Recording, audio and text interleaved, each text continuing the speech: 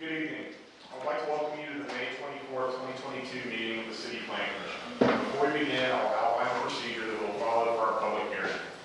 As each agenda item is called, the applicant or his or her representative and persons for the request will be allowed to speak. Then persons against the request will be allowed to speak. If there is opposition to the request, the applicant will be allowed to make a short rebuttal. All persons wishing to speak need to come to the microphone at the front of the room.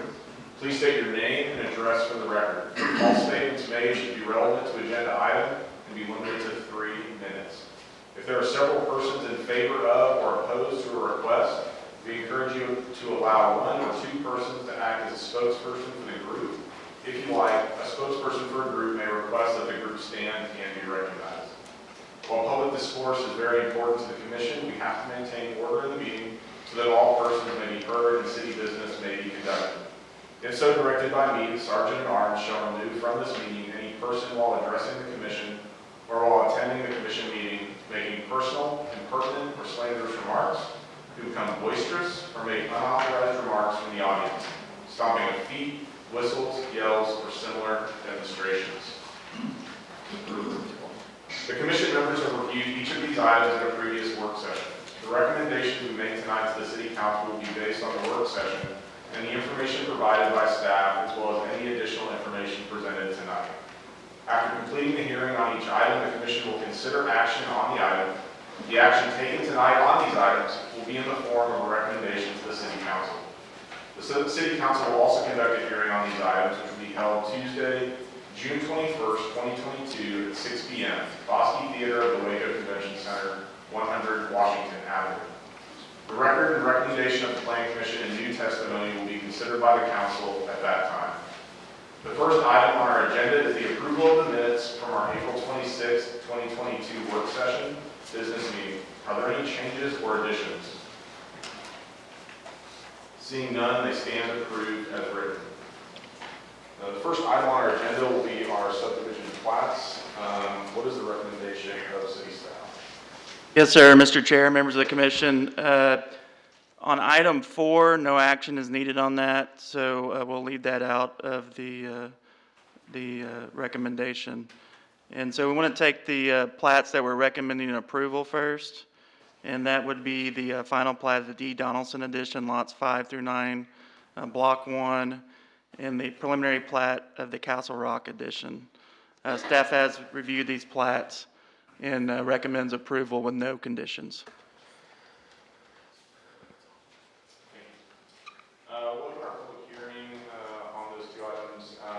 Is the applicant or his or her representative here to speak on? Is anyone here to speak in opposition to items 3 and 5 under our subdivision plats? We'll close our public hearing. We have a recommendation of approval from city staff. Do we have any further discussion at this time?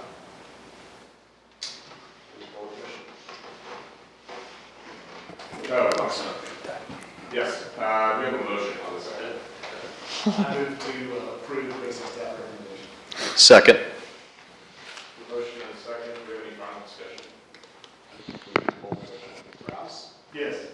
Briscoe, Yes. Cole, Yes. Embry, Yes. Fajardo, Yes. Harris, Yes.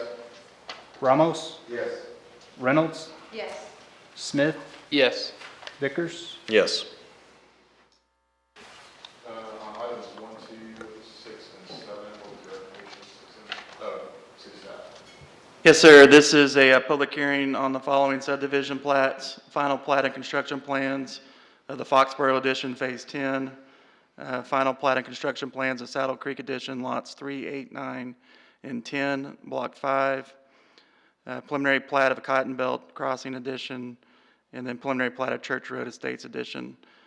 Staff has reviewed these plats and recommends approval with conditions. You will open our public hearing. Is the applicant or is your representative here to speak on any of those items? Please state your name and address for the Commission.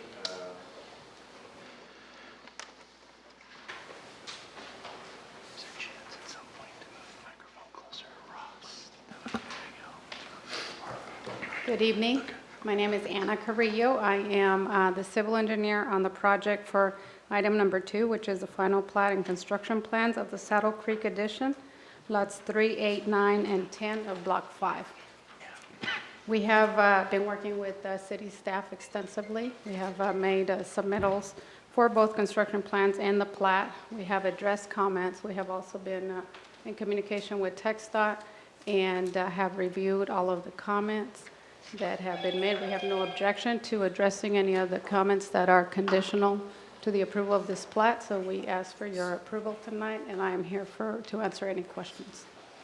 Thank you.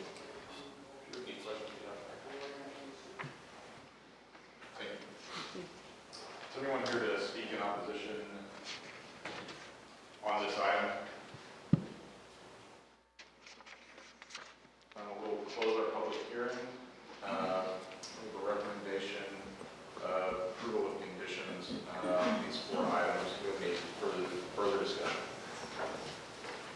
Entertain a motion. Mr. Chair, I move to approve per city recommendation for the following plats with approval with adjustments. I can't think of the word. Yeah. Conditions. That's what they're called. Conditions.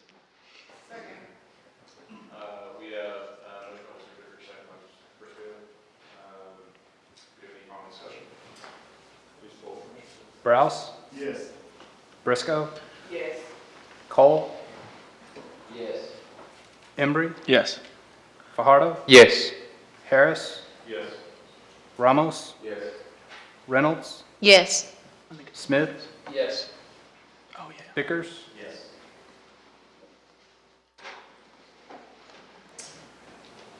In the case of Z-22-21, what is the recommendation of city staff? Yes, sir, Mr. Chair, members of the commission, this is a continuance of a public hearing on a request from Alliance Syndicate 2 LP for 1.559 acre tract of land situated in the B Roads Survey Abstract Number 759, McLennan County, Texas, and being portion of a remainder of the called 70.32 acre tract of land described in deed to Alliance Syndicate 2 LP as recorded in MCC number 2014-026928 of the official public records of McLennan County, Texas, and also being a portion of the proposed Block 3 of Chapel Ridge Addition Phase 9 and a portion of proposed Block 6 of Chapel Ridge Addition Phase 11, and located southeast of Chapel Road and Ritchie Road, the rezone from R1B to R2. We have received a request from the applicant to withdraw this application, and staff does recommend withdrawing this. The commission will need to open the hearing testimony and the withdrawal, and then make a motion and vote on the request for withdrawal. We'll reopen our public hearing on this item. Is the applicant ready here to speak in favor or matter opposition to it? We'll close the public hearing. City staff recommends approval of the request to withdraw. So unless there's further discussion, we'll entertain a motion. Yeah, I'd like the motion that we do recommend accept your request to withdraw this application. Second. Motion by Mr. Ramos, second by Mr. Reynolds. Any following discussion? Please poll the commission. Browse, Yes. Briscoe, Yes. Cole, Yes. Embry, Yes. Fajardo, Yes. Harris, Yes. Ramos, Yes. Reynolds, Yes. Smith, Yes. Vickers, Yes. In the case of Z-22-28, what was the recommendation of city staff? I have to read a lot on this one, so bear with me. Mr. Chair, members of the commission, this is a public hearing on a request from Mark Alsip on behalf of Storehouse Storage, Waco CS LLC, to amend the concept plan of the plan unit development known as the Saddle Creek PUD, located along the north side of China Spring Road, east of Saddle Creek Road, to add 0.47 acres of property to the PUD, said property being described as 0.047 acre tract out of the James Lane Survey Abstract Number 531, being a part of the 39.01 acre tract. And 2, otherwise revise the concept plan to the PUD to allow climate-controlled self-storage facilities in a portion of the area previously designated for office and commercial use, and to change a portion of the area previously designated for multifamily residential use to office use. And to rezone .4047 acres from R1B to PUD. The area referenced in 2 above and the .047 acre tract are jointly described as 7.31 acres of land out of the James Land Survey, abstract number 531, in McLennan County, Texas, being a part of the called 5-acre conveyed to Thomas Parnell McNamara Jr.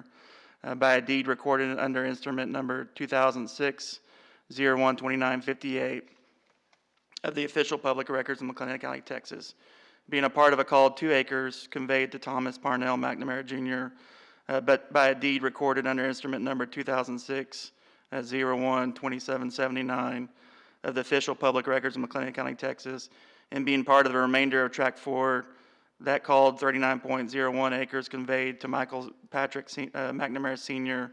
by a deed recorded in volume 1716, page 607 of the deed records in McLennan County, Texas, and a 4.225 acres to Michael P. McNamara Sr. in instrument 2009-03-1763 of the official public records in McLennan County, Texas. Sorry, I will note that we mailed out 74 notices on this request and had 0 return. We did receive a signed petition in opposition prior to the planning commission meeting. Thank you. We'll open our public hearing on this item. Is the applicant or his or her representative here to speak?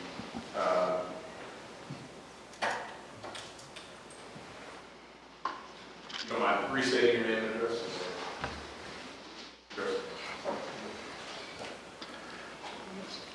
Good evening again. My name is Anna Carrillo, and I am with Carrillo Engineering. I am the civil engineer on this project. We have worked very closely with staff. We have made a lot of headway in terms of on this project, and I'd like to go a little bit into detail of what the project, the storage facility consists of in itself. So the Storehouse Storage that is planned for the first phase of this development is a Class 3 level facility, which is fully conditioned. It is accessible. All of the units are, you have to go inside the building to access all of the units. There are security components throughout the complex. All entry points, including gate and the doors, will have keypad controlled and will have a secondary video feature, will be dated and time-stamped. In other words, this allows all the customers to be tracked throughout the complex from entry to exit. Anytime that any customer comes in the gate and inside the building, there is fully security cameras that are tracking those in all movements. On the operational side, the storehouse facility is fully staffed. The hours of operation are from 9 a.m. to 6 p.m. Monday through Saturday, and then tenants, however, can enter the complex 7 days a week from 6 a.m., but only up to 10 p.m. Some of the concerns that we had heard before from the residents were security. Again, I'd like to really reiterate that the entire complex is fully secured at all times with high-tech security cameras and a full system. The maximum requirement on the building is 35 feet, and that's for the first phase, which is a 2-story facility. In the future phases, they would only be single-story with additional retail in the front and then with a small lot to be a future office use. I'd like to also add that in the back against the residential neighborhood, we are providing 20 feet of buffer, landscape green space buffer to the drive and a full at least 60 feet to the building itself. We have also committed to planting evergreens along the back with fencing so that we can provide additional screening. And we also agreed to put our lighting on the back of the building such that it faces the building and not the residential development.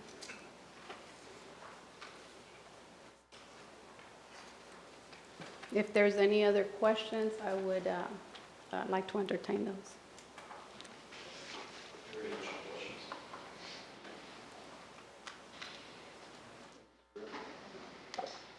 there anyone else here to speak in favor on this item? Is there anyone here to speak in opposition to this item? You just come down, state your name and address, and then we can address the commission.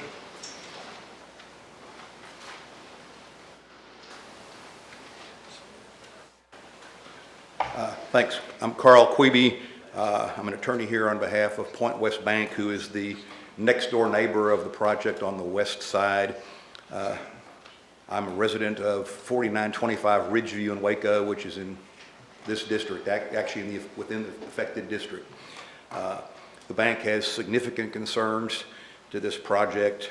The bank itself had to go through multiple hoops, including setback requirements, height requirements on its sign, landscape requirements, lots of things that are now being jeopardized by the next door neighbor. They spent lots of money in anticipation of their neighbors having to go through the same standards that they have. If you look at on the west side of this project and on the northwest side, there are several businesses that are basically similarly situated. There's the bank, and then on Saddle Creek going up on the northwest corner, there's I believe a dentist office and a chiropractor's office. So they're clearly general business type things. They're not storage units.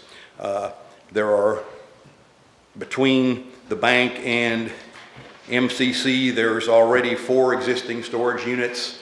If you go the other way down 1637, there's 3 more storage units. Do we really need another storage unit in the middle of a retail area? The bank believes, and the bank, I believe, was party to the petition that the city staff referred to momentarily ago, and had, I'm not sure what the number was. You remember? Anyway, there's quite a few residents who signed off in opposition to the project, and I think that petition has been sent to the committee or to the commission. The bank doesn't think it's going to be beneficial to the neighborhood. It'll diminish the value and appeal of the existing and future buildings on the site. It won't be aesthetically pleasing. There was indication of shrubbery along the residential side, but there's no indication of any protection on the west side, which would protect both the bank and the chiropractor office and the dental office from having to look at the storage building. The height requirement, the bank had significant height requirements that it had to dealing with its sign, and now it's got a potential to be blocked by a 2-story building next door.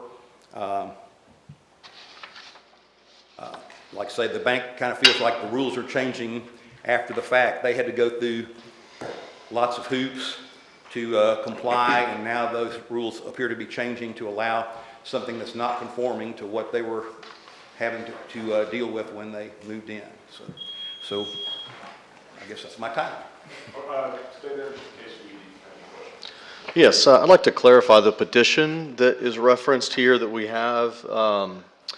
We sent out notice, I believe, to 78 residents, 0 returned, but this has 100 names on it, best I can estimate. Can you clarify exactly where these names came from and how it is that they're related to this particular project? This is Laura Langford, who is... You can just state your name and address. Sure. Yes, Laura Langford. I'm Vice Chairman of the Board of Point West Bank. And we had that petition drawn up at our China Spring location for any of the customers that came in that lived in that area. Okay, thank you. In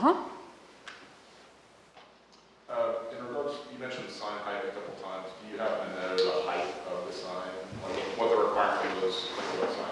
I don't know the exact size. We were not permitted to have a sign that could be, tall. we had to have a monument sign. And so we moved that sign as close up to our property line, closest to the street that we could get it. But we're very concerned about it being blocked now, and especially if the other buildings are put up as close to the property line as they could be. And sorry, one more question before you step away on the petition. Do you have any idea, even a rough guess, how many of these people are residents of the neighborhood or the residences next to the property versus customers who may live further away? Do you have any way of knowing that? No, sir, I don't think that they documented it that way. Okay. It was just the customers that our customers are in the China Spring area. Okay. Not from Waco or anything for that location. So we didn't have them I don't think we had them put an address. Yeah, there's no address on there, no But ma'am. it was just, we had it available. It wasn't that we were trying to sell people on it. It was just that was a concern for them also. Okay. So Thank you. on this petition, when it was made available, was it mentioned if they live in the area, or was it just a petition made available? I'm sorry, our staff at that branch presented the information, so I don't know how to accurately tell you exactly what she said. But the intention was for people that felt like that it was going to be a detraction in that area. When did y'all build y'all's facility there? And it was part of the PUD? 2008. At that time, wasn't it? Yes, sir. Under the, okay. And your understanding of the allowed uses under the PUD at that time was what? I'm sorry, I didn't understand. Sorry, I guess y'all's understanding of the PUD allowed uses for development in that area. Was your understanding that did not include warehouse type? Absolutely. We would not have chosen to have a bank next door to. That seems more industrial type. You know, we would not have put a bank right by warehouses. It was our understanding when we bought it. And I spoke back with Mike Meadows, who was our realtor at the time, and it was that the PUD was more restrictive to provide a more professional type building center in those areas. So, like we had to be approved for our bank to be in that area. And for the bank itself, y'all's concern, is it more the appearance of the building next to you? Because I see security is also mentioned on this petition. What is y'all's concern as the bank with the neighbor? For the bank? Well, the type of business that it is versus office space, principally. Also, you know, is it going to have chain link fence or whatever all the way in front and back, and you know, just storage units as compares to office space, you know, more bank top buildings than industrial. I do know immediately to the west, beyond Saddle Creek, is basically a strip center that has 2 or 3 restaurants, Yeah. several other retail businesses that are right in that area. And so if you're going from, let's say from west to east, you know, then we would all of a sudden become a border or a transitional property instead of in the middle of the property that we thought we were likely situated as. We understood it was that zoning was to protect the bank, you know, that type of business.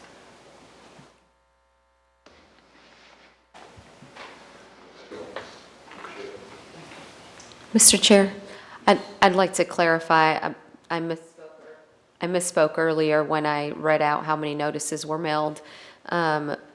I wanted to note that this item was heard by Plan Commission in April, but we had to expand our noticing area. And so from the April notices that were mailed, we had 48 mailed, 4 returned, 3 opposed, and 1 with no comment, and those are included in your comments packet. And then from the May notices, after the expansion of the noticing area, there were 74 notices mailed, 0 returned, and then we received this petition before the meeting. And from my discussions with the bank did not receive the notice of the first meeting of the commission. They got the notice of that it was going to the city council, but it was after the fact and did not have a chance to participate in the last time y'all addressed this project. That's correct. And that would be the point of the recess. So just clarification that the notices for residents in the area, we didn't have any return on that first. You said 7 out of the 74, 0 return. But is that correct? That's correct. And then with this petition, we have about 100 signatures, but there's no address verification on any of these residents, correct? Correct. Mr. Chair, I got a question for the staff. Do you mind if we get our other speakers? Oh, yeah, are we still doing Just, that? Well, we haven't done it. okay, go ahead. Sorry. Unless it's It's kind of germane. I'll wait. Is there anyone else here to speak in opposition on this item? Would the applicant like to make a rebuttal to the concerns expressed?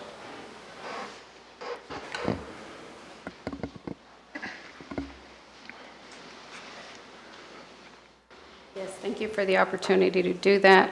I'd like to point out that there is a significant buffer between the bank and the property. There's about 120 feet of green space that's there already up to to our west property line.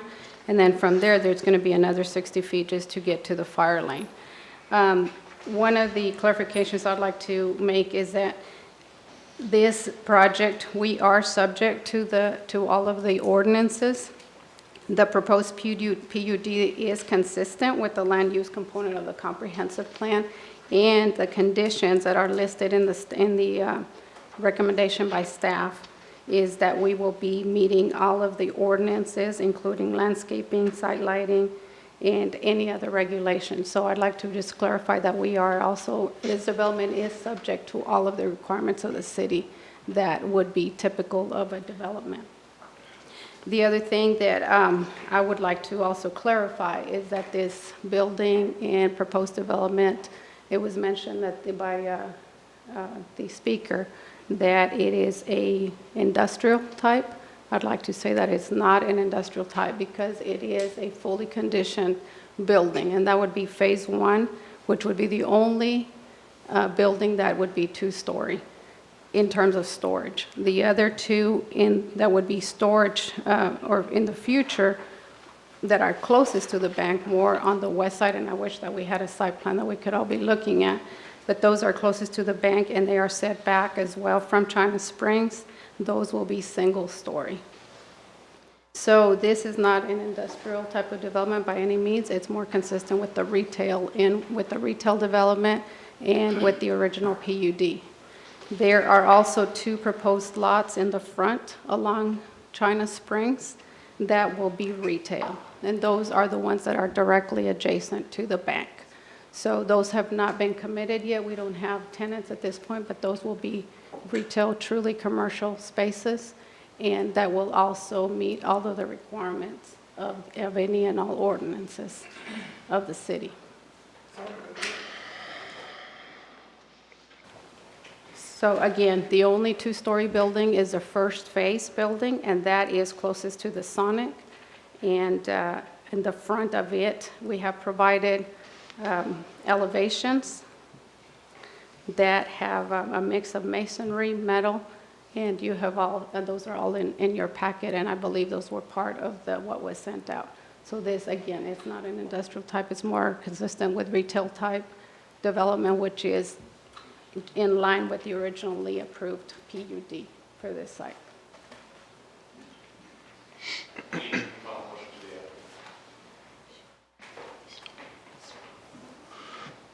Thank you.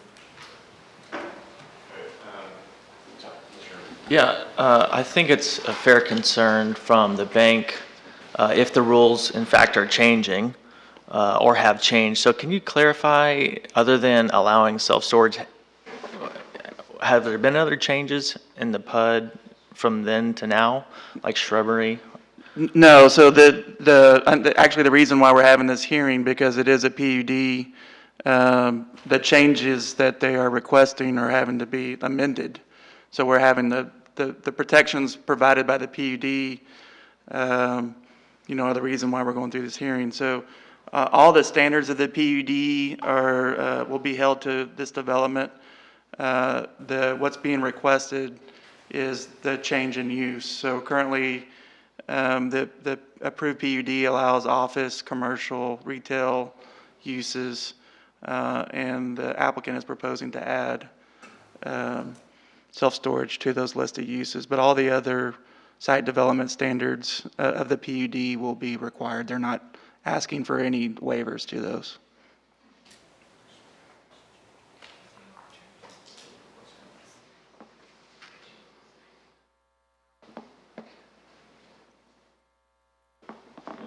Any additional discussion? One thing I noticed as I'm sitting here on Google Earth is it does appear to be that they're, even just at the major intersection right before you reach this on, and I'm guessing this is north now, there appear to be two self-storage facilities of a different type, but at pretty close proximity at the intersection of Flat Rock. So there are some units that are in close proximity.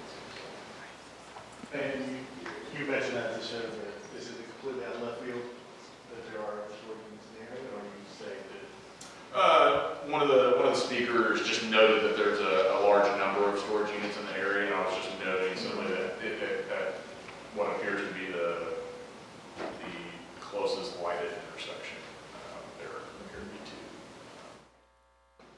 two. Can I ask a question to the applicant, even though she sat down?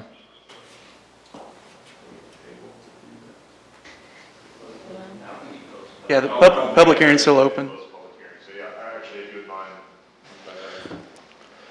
Sorry to bring you back up here. Just a quick question. Sometimes in these developments, they spring for one of these feasibility studies for self-storage. Have you all looked into that or had that study done? And if so, what did that look like, the results? Yes, absolutely. I'm glad you point that out. We're working on two others in the city of Waco. One that has been open for a little bit over a year. And the demand, we all know what's happening with the housing market in Texas, and it's just a huge boom. And the demand for storage facility or for storage units is very high. So it's not long before at least 75% of the units are leased. There's a special interest in this type of facility. We have done one in New Braunfels. Again, this would be the third facility in Waco, Weatherford, Hudson Oaks. We're doing several of these because there is a huge demand, and there is, like I say, this is a scale up from the type of storage facilities that we're used to seeing. And I think that there's a misconception there as to what a storage facility looks like, which would be the drive-up units that anybody can pull up to and you can roll up the doors. Well, this is not the case. This is a fully conditioned building that has elevators, that has restrooms. It's very pleasant when you walk in there. You have music, you have obviously security, and there is not a lot of fully conditioned units just as a rule. So the feasibility has shown, not just the feasibility analysis, but the practice has shown that there is just a very high demand for this type of facility. So on this petition, some folks are questioning the need, questioning the demand. So you would be able to point to either a feasibility study that's done by a third-party neutral company, or your leasing history or your past business practices. You could point to that and say, there is a demand, and in fact, this community does need this product? Is that what you're saying? That's correct. That's correct. Especially, and it's actual factual data, from the time that a project gets approved, it goes to construction, and how long it takes to lease, a certain percentage, the majority of those.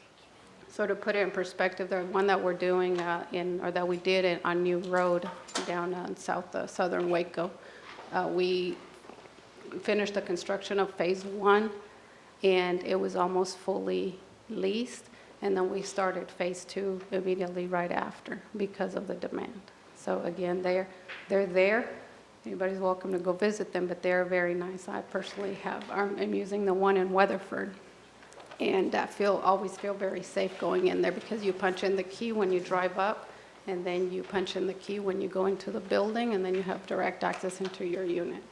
It's, again, a very pleasant experience. It's not what we're typically used to for storage, and so yes, to answer your question, absolutely. And your feasibility study and the homework that you've done, that includes these units that are on the ground that are in the surrounding area? Is that fair to say as well?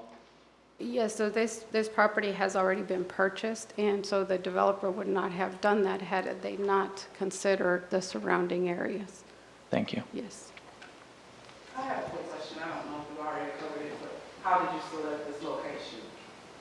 That I would honestly have to look at the developer's not here, because this meeting we already had gone through, we had already gone before P&Z. He was here. He's the owner, but he had to be out of town. But because it had to be, heard again, he couldn't, and we got notice of that relatively late, so he was not able to be here. So unfortunately, I can't necessarily ask you that, answer that question. I do know that in general, the ones that we do are very close to a lot of residential growth that have shown and experienced a lot of residential growth in the area because they're tied directly to the housing market conditions.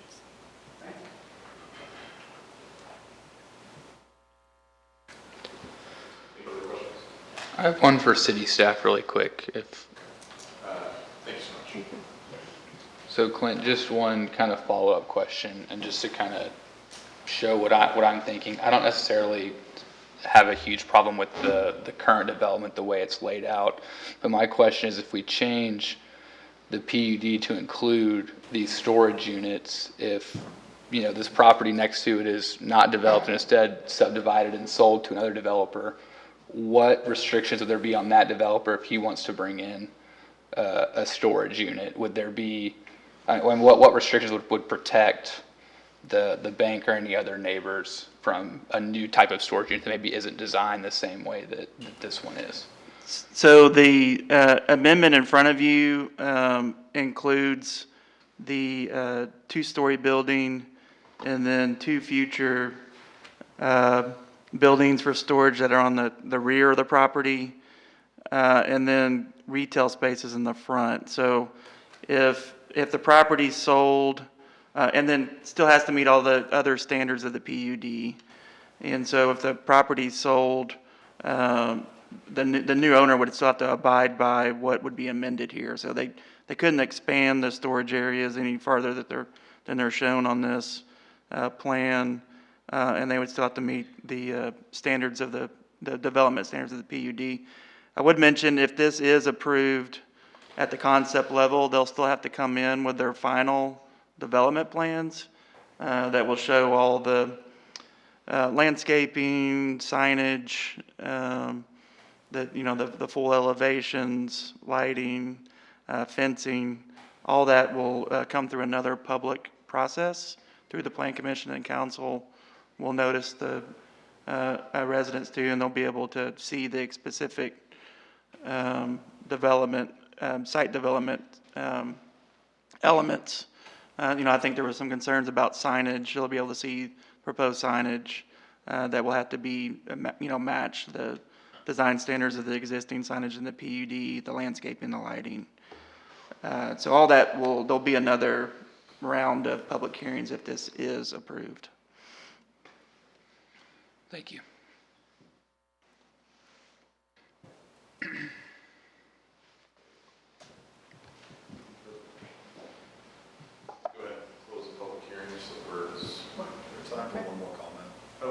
Well, I'm sorry, we've already bypassed that. Could we ask a question relating to what he was saying? I I'm sorry, we've got a time for, we have a public hearing that's open for speak for the applicant, for people in opposition, and then there's really only a chance for rebuttal at that point, and then we close the public hearing as long as there's not additional questions by commissioners, so. If there's not additional questions, or? By commissioners. Sorry. Do we, before we entertain a motion, do we have any additional discussion?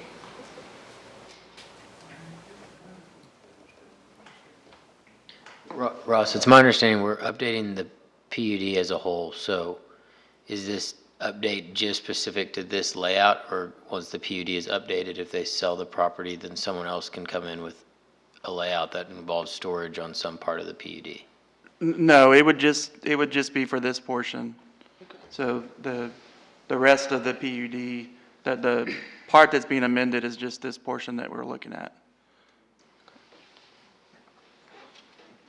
One of the concerns seems to be the two-story structure on the property. If we approve the preliminary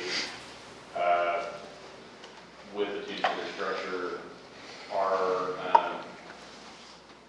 does that basically kind of lock in the ability to have a two-story structure on site?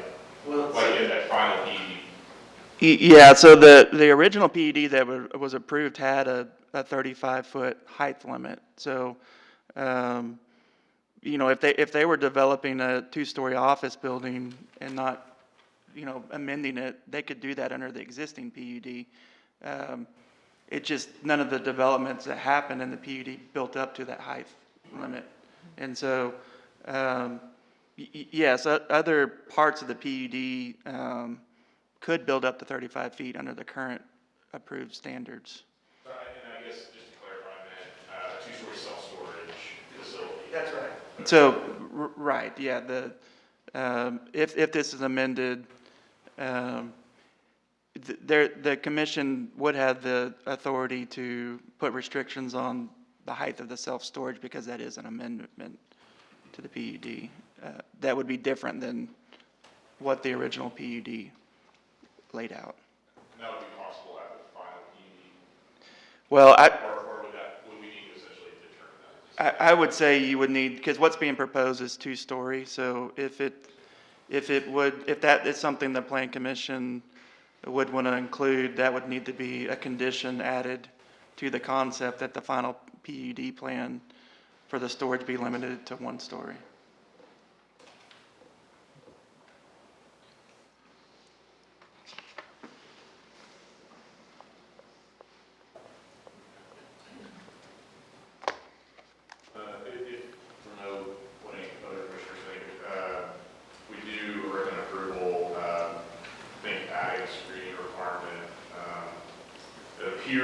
If this layout is to scale, if there's a space to include the screening requirement we have against the residential to be in the bank property line side of the property. At the very least, that might help in some of the concerns about it's just the visuals from the bank property condition considered. Unless we have any final discussion, I'll open it up for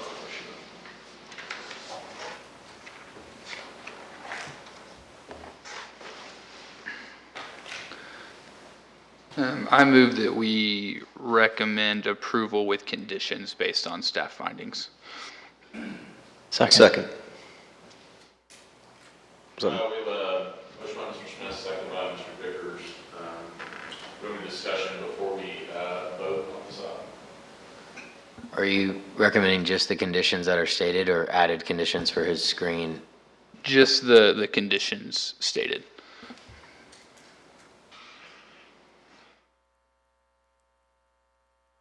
Any further discussion? Please poll the commission. Rouse? No. Briscoe? No. Cole? No. Embry? Yes. Fajardo? Yes. Harris? No. Ramos? Yes. Reynolds? Yes. Smith? Yes. Vickers, Yes.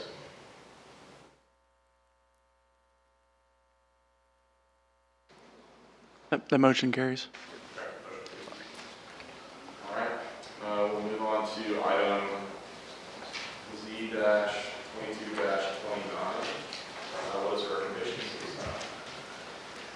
Yes, sir, Mr. Chair, members of the commission, this is a public hearing request from Patrick Farrar on behalf of D&V Chicken Incorporated and Nira Guerrero at property located at 3505 North 14th Street for a special permit for a restaurant in C2 zoning district, providing goods and services directly to customers in motor vehicles outside of the enclosed structure adjacent to a lot used for residential purposes.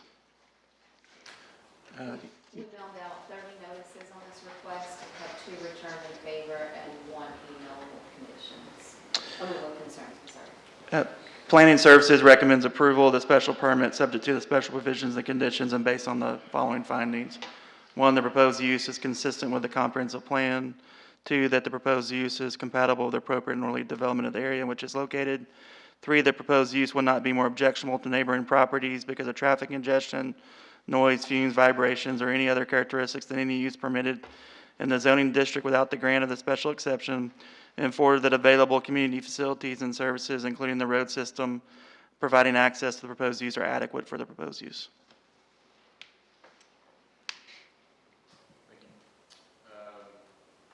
We'll open our public hearing to the applicant or his or her representative here to speak tonight. Is anyone here to speak in opposition to this item? Close our public hearing. Do we have any discussion before we entertain a motion? The recommendation of approval from staff, we will open it up for motion. I move that we approve based on staff recommendation. Second. Motion by Mr. Cross, second by Mr. Rivers. Any final discussion before we vote? Is that with conditions, the approval with? Or- Yeah, I think the staff recommendations had conditions, right? To clarify that, staff is with, sorry, approval with conditions is my motion. Yeah, second that. Yeah. Okay. Any final discussion? Rouse, Yes. Briscoe, Yes. Cole, Yes. Embry, Yes. Fajardo, Yes. Harris, Yes. Ramos, Yes. Reynolds, Yes. Smith, Abstain. Vickers, Yes. All right. In the case of Z-22-31, what is the recommendation, city staff? Yes, sir, Mr. Chair, members of the commission, this is a public hearing on a request from McCann Adams Studio on behalf of the Park LLC to rezone from R1B to PUD on 35.859 acres situated in the John Stevens Survey Abstract 784, McLennan County, Texas, embracing all of a called 35.853 acre tract conveyed to BP, Texas Commercial LLC, Texas Limited Liability Company, and clerk's file number 2016-003866 of the official public records of McLennan County, Texas, and located southeast of Park Lake Drive and North 19th Street with a property ID of 330221. We mailed out 28 notices and had 3 returned with concerns. Planning Services recommends approval of the request to change the zoning from R1B to PUD based on the following findings and subject to the following conditions. The findings being the proposed PUD is consistent with the land use component of the comprehensive plan, the purposes of Chapter 28 zoning of Code of Ordinances, and the plan unit development regulations. 2, the proposed PUD is keeping with the purpose and intent of the PUD ordinance by providing a high level of urban amenities and design standards while allowing flexibility in the use and development of the land. 3, the proposed PUD is compatible with the surrounding area, is more compatible with the surrounding area than the existing R1B zoning in the following matters. 1, the density proposed and the PUD, which is 4.2 units per acre, is consistent with the density allowed in the existing R1B zoning, and that the proposed PUD provides enhanced areas of green space, variant housing prototypes, pedestrian and bicycle facilities, community amenities and design standards that are not required in the existing R1B zoning.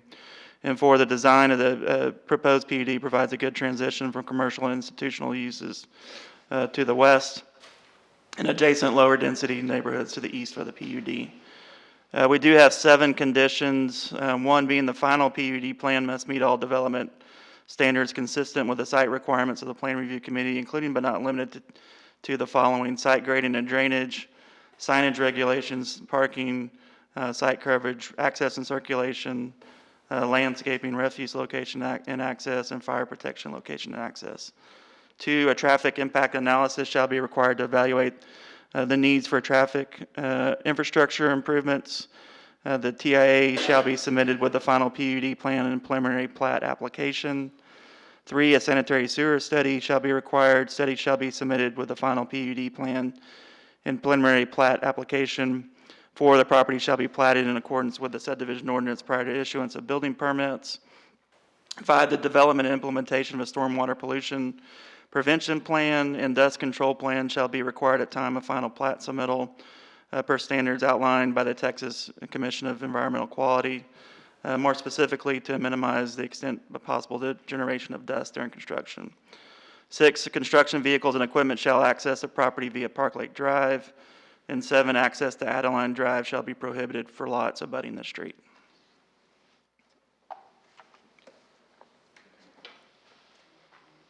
All right, we will open our public hearing. Is the applicant or his or her representative here to speak?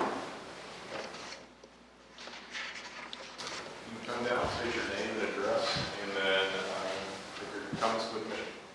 Good evening. My name is Jim Adams with McCann Adams Studio. Pleased to be here tonight to present this project to the Commission. Befitting this site adjacent to Cameron Park, the goal of the project has been to create a high-quality, compact, walkable neighborhood with a diverse mix of housing types and price points. A neighborhood that will include a network of trails that connect to the Cameron Park trail system and that extends the open space qualities of Cameron Park into this new community. The plan has been configured to preserve as many of the existing heritage oak trees on the site as possible. We've aligned the street system to be able to preserve those trees. If you've seen this site, it is pretty remarkable, the rolling topography as well as the landscape. We've coordinated with the Cameron Park Neighborhood Association to make sure that this new neighborhood fits into the surrounding context and addresses their concerns. The central roadway spine that goes through the neighborhood will provide connectivity between those neighborhoods to the south and east to the Park Lake Drive and 19th Street, where HEB is a key destination.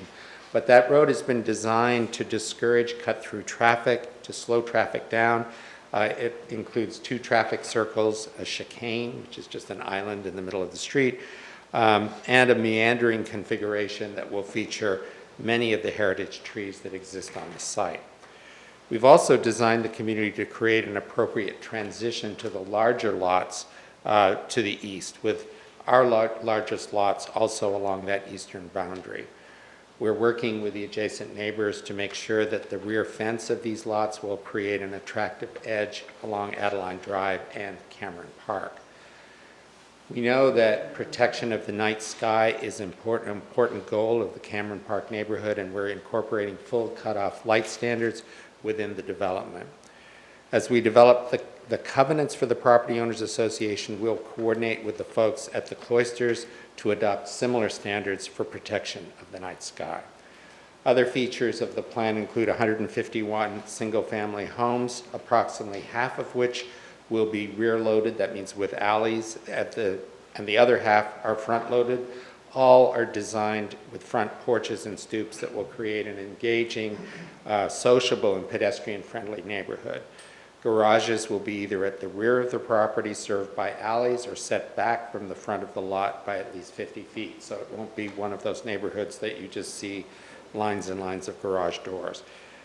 We have a whole series of design standards that are going to ensure high quality and durability, and 3/4 miles of trails within the community, and 25% of the site will be in publicly accessible open space, including the 5.9-acre pond park on the north, the Central Grove Park, 1.1 acres in the center, and the smaller half-acre Wedge Park on the south, so that all residents will be within 600 feet of an open space. So we feel that this is a very high-quality neighborhood befitting this site, and are really interested in hearing your comments and answering any questions. Do we have any questions for the applicant?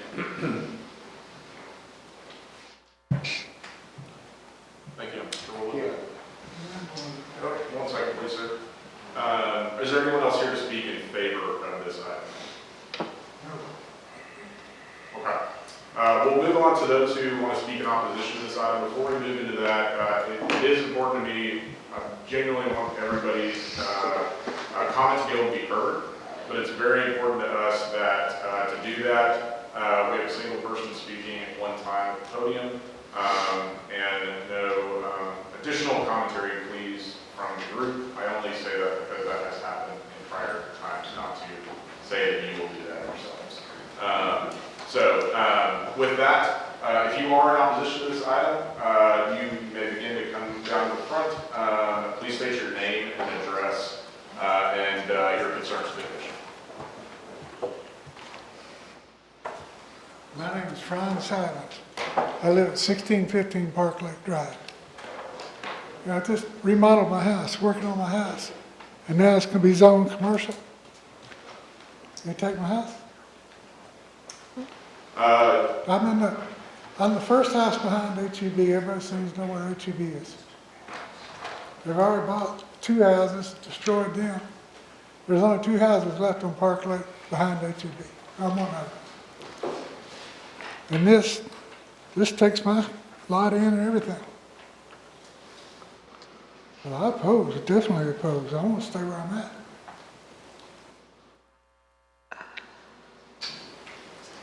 So you're saying that you believe that changing this from R1B to a PUD would somehow affect your lots? Well, yeah. Yeah, if you look at the map, you've got HEB marked. You go back, I think it's 1, 2, 3, 4, 5, 6, 7 lots from the first curve on Park Lake. That's where I live.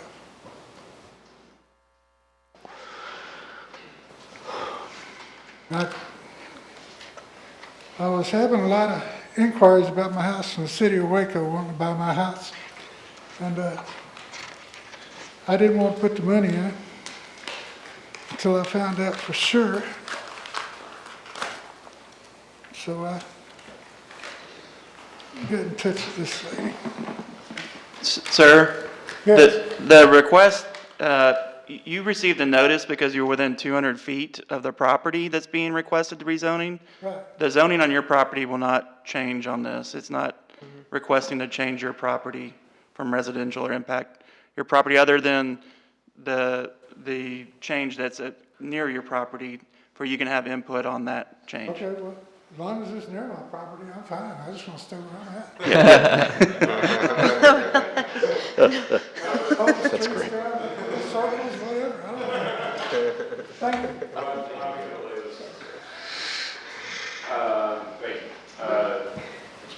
State your name and address. Commissioner, Mr. Harris, Commissioners, my name's Dave Morrow. I live at 3300 Adeline Drive. I did not receive a notice of this hearing, I guess because I'm more than 200 feet away, but my residents would be directly impacted by potential traffic and construction and dust. So I submitted a letter to this group, which was signed by about 25 of my neighbors, and I won't reiterate most of the things that are in there. I hope it's pretty clear. The thing I want to point out here is when we make decisions on how roads are used, it has a long-lasting effect. bring into mind what's happening on Washington Avenue right now. It's being converted from a one-way, which was created in the 1950s, before most of us were born, and now 70 years hence, we're making it back into a two-way to benefit the residences and the businesses on that street. So when we look at the egress into this property, it's going to have a long-lasting effect. So the three things that our neighborhood is concerned about is the construction equipment, not using roads in our little neighborhood that were not designed for heavy-duty, heavy weights, which Mr. Peters has addressed. The second thing is dust during construction can be profound because we have high winds. Our average wind speed is about 16 miles an hour during the daytime. I looked it up from the airport. And so if we have adequate watering and dust control on the site, that will minimize impacts on the neighborhood. The final thing is the traffic of 1,400 potential trips per day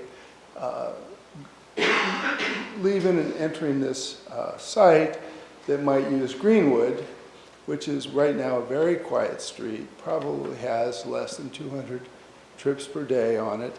And I think a lot of folks who I live one street over from Greenwood, I walk on it nearly every day. We could have this meeting out in the middle of the street and no cars would come by. It's real quiet. And the idea of another, 500, 700 trips coming through that street every day is going to have a profound impact on how folks who live there now perceive the street, because the street is actually our front yard.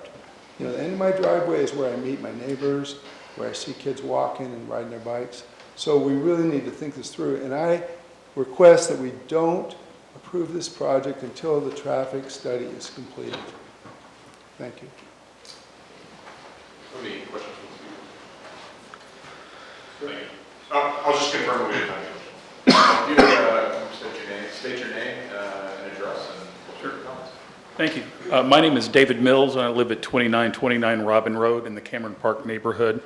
I represent my household. I'm not speaking for the neighborhood association per se, since that would have required 10 people in the audience to waive the right to speak. But I would like my neighbors to know that the association yesterday sent a letter to both the developer and city planning, and that's in your packets, I believe, with expressing the neighborhood's concern.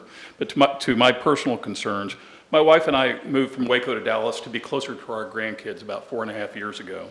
We were drawn to the Cameron Park neighborhood for a number of reasons. One was its landscape, which is beautiful and a hilly mix of forest and ranch land, and it's a privilege to live so close to Cameron Park. But even more than that, ours is a quiet and safe place to live and walk with very little traffic today. For those reasons, the Cameron Park neighborhood was of greater value to us than any other neighborhood we could find in the city. I'm not alone in believing that any significant increase in traffic in our neighborhood will reduce the safety and thereby reduce the value of our neighborhood and our homes. Adding 151 homes to our neighborhood will increase our neighborhood's overall density by about 20%. And as Clint has confirmed and David just mentioned, that will increase the number of car trips in and out of our neighborhood by over 1,400 per day. I believe that with the current plan, including a southern exit, at least half and probably more than that of the 1,400 plus additional trips will exit and enter through Greenwood and Adeline and then flow through multiple streets in our neighborhood, making them less walkable and less safe than today. Lots of us walk through the neighborhood regularly, many of us with children and some with baby strollers. We have elderly and disabled residents who may enjoy neighborhood walks but don't move fast enough to dodge oncoming cars. And we have bicyclists, runners, and dog walkers. I personally walk my little dog twice a day and have walked every street in our neighborhood many, many times. I worry about what will happen with so much more traffic.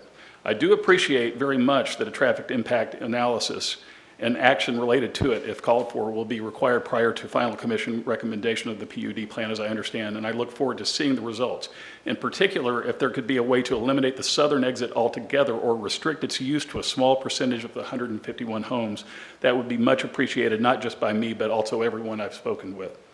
3 minutes is not enough to cover all my concerns, but in general, I agree with everything said in the neighborhood association's letter, if you will refer to that. Traffic safety is of the utmost concern to everyone I know, and I look forward to hearing how the final plan will minimize the negative impact of so much new traffic. Thanks very much for the opportunity to speak. Do we have any questions? Sir, do y'all have sidewalks in front of y'all's, over here, right? Do y'all have sidewalks now on y'all's street, Adeline? No. No sidewalks, or Greenwood? I'm on Robin, but there are none. There are really none in the neighborhood that I can think of. Can anybody? Nope. Thank you. You would want to state your name and address? Good evening, my name is Ken Holderbaum. I live at 3005 Robin Road, and I just have two things I'd like to ask you about. Number one is, where we live, it's at the end of the water main, and 2 or 3 times a month, the water mains are cleared. In other words, they're left open to run, so bacteria doesn't back up in there. I'm not certain exactly how the water is fed or going to be, how the water is given to Adeline and everyone else if we're all on the same main. But my water pressure is 28 pounds at the street. And I put a 3/4 inch piece on the end to make the water pressure increase, but it didn't work. So it looks like, when I read the information, that the water is going to be hooked up to the existing main. So I just want the city to take a look and see what impact 150 houses would do to my water pressure that's only 28 pounds currently.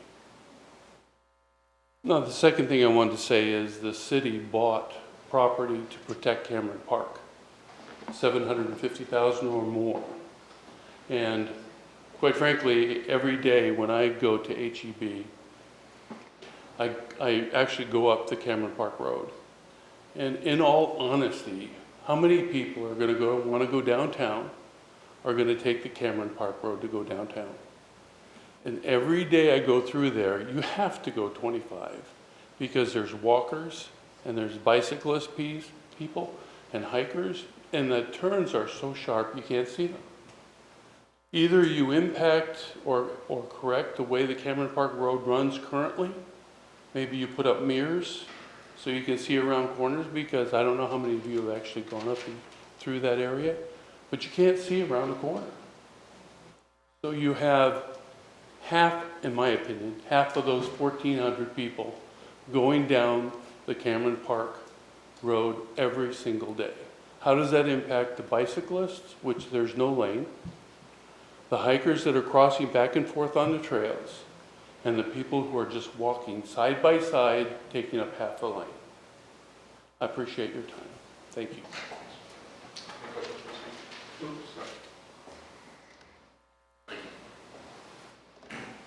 Mind state your name and address? Just told to bring copies, lots of copies. Thanks, thank you. Sure. You want me to wait until it's 30 minutes? You can begin and we'll review. My name's Steve O'Connor, and I live at 419 Mount Lookout, and I've got 4 acres that are about 150 feet from the development on Marywood, and I'd like to make a couple of requests based on the what is the existing R1B requirement. And the second request is restrict the flow of traffic out the Greenwood exit. In terms of the first request, I did a calculation and I made some assumptions. The first of being which I assume that existing lot is zoned R1B with the same runoff restrictions as it would be required. So the pond area and the area, lower areas, that would still be required if it were zoned R1B. So that's not an area that can be developed, I would think. And the second assumption is or third assumption is that the require the same road surface. So there won't be any reduction in road surface. With that, I did a calculation in two scenarios. One was using all the square footage. I'm an engineer, so I calculate a lot. Using all the square footage, I used 6,000 square feet, which I don't know of a 6,000 square foot R1B lot in Waco. Typically, they're about 0.18 to 0.3. So in the second scenario, on the lower case, I used the average of that, 0.24. So with those, I show a density of about 123 in the denser case with the minimum 6,000 square feet. And in the second case, I show 75. So I believe the density should be between those two. And the second map, the second page shows a map of lots that would have to be larger given their location on the property. So I assumed each one of those had an individual lot. My second request is that the Greenwood exit be used only for 30 homes. And that would meet the maximum requirement for a single entry via the city's code for fire and emergency access. That's all I have. Thank you. Any questions for Sheriff Hunter?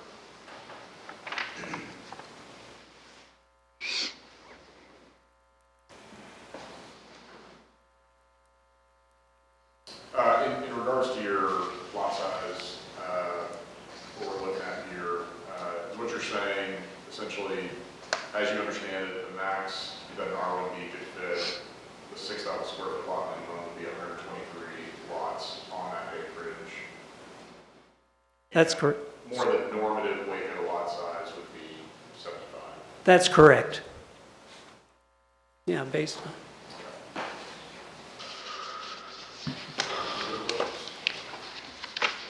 Thank you.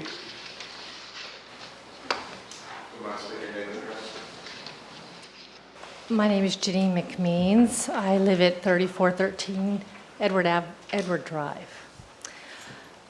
Okay, so I'm just representing myself, and I really first want to say a thank you to the city. Clint has been amazing. Millette and Rolando, who work with the neighborhood associations, has been phenomenal at communicating with all the neighbors of what's going on. Waco has a good problem. There is a lot of desirability for Waco. Businesses are investing in the city, and there's new ideas coming to Waco. And so we want to see some of those ideas being put into place. My challenge to this planning commission is that what we see going on here is this neighborhood association and all the neighbors here recognize that the park is a gem that the city has, and you have to take a very, very long view in how it's developed. I personally am excited about this development. I think that this area needs the diversity and we need the housing. And I think Cameron Park as a whole, we represent 600 homes in the association, is very diverse. At our last meeting, we needed a Spanish interpreter. And so we want to continue that. But taking a long view needs to consider some of the infrastructure around the park. Lindsay Hollow is a sleepy road. It was rural. It was one of the oldest roads of Waco. It was just a trail that you took out into the country. And when we met with the city water commission, they actually said that most of the water is developed around a rural system. It's just runoff. We love that. We love that it's rural, and I think that most of Waco recognizes this is a unique zone. I would call it a park district or park zone that falls in line with the theme that you have of creating different zones within the city. I think the city commission needs to recognize that this is a particular area that can't be replicated really in almost any other city in Texas. And so we need to take that long, long view. This development has done a phenomenal job of talking with us and speaking with us, and I love that. And I think it can be beautiful. It's the surrounding area that you need to consider also as you look at approving this. Let's create the HEB to be a store you can walk to. Let's allow kids to be able to walk to a true neighborhood grocery store, or for the elderly that live there to be able to walk and be able to cross safely on 19th Street. So it's not just about this development. We need to take a longer view so that everything seamlessly comes together and it becomes a new kind of a northwest gateway into Waco, to where you're coming from China Spring around Lakeshore, and it aesthetically fits into the whole plan that the city has. I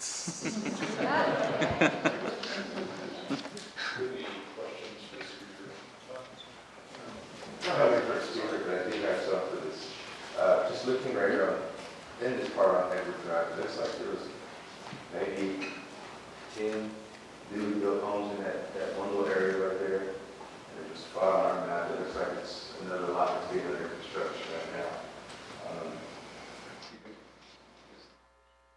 But, yeah. Can you, just so you know, like, how long ago has that development happened? Development happened in that area? I think you're referring to the Cloister addition. I believe it's maybe 5 years old, around that time frame. That went through a similar rezoning process to single-family zoning. That area closer to the park where Cloisters and some of Robin, that area is actually a zoning district R1A that does require larger lots than this property, which is R1B.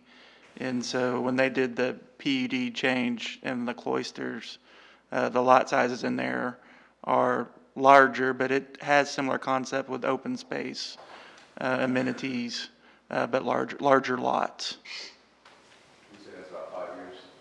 About 5 years ago. I'll get some thumbs up for the people that live in there. Okay, yeah. There you go. My name is David Alexander, 3301 Adeline Drive. I just want to reiterate what some other people have said. I live across the street from Dave Morrow, who spoke a moment ago, and he is absolutely correct. The end of your driveway is where you meet in this neighborhood. Adeline and Greenwood form essentially a cul-de-sac with 2 exits. It's one of the quietest streets in Waco. And given the nature of the neighborhood and the tremendous increase in traffic that this development will result in, as it is currently designed, it's going to have a massive impact on this neighborhood. It will not be safe to walk the streets, and there are no sidewalks there. The developer mentioned making this development bicycle accessible. But bicyclists on Greenwood and Adeline are not going to be safe from the amount of traffic that will be leaving through that Greenwood exit. I know the traffic patterns to get into this neighborhood from various places. People who are leaving to go downtown, who are leaving to go to Baylor, who are leaving to go to head north on I-35 or north on Herring, are going to come out of the Greenwood exit. They're going to go through these quiet streets. They're going to go through very quickly. They're going to go up Lindsay Hollow Drive, or they're going to go through Cameron Park Drive. None of those streets really are designed to handle this kind of traffic. So I would ask that you, as you consider this development further, I would ask that you really take into account the traffic impact analysis and the effect that this traffic is going to have on the nature of the neighborhoods that already exist. Thank you.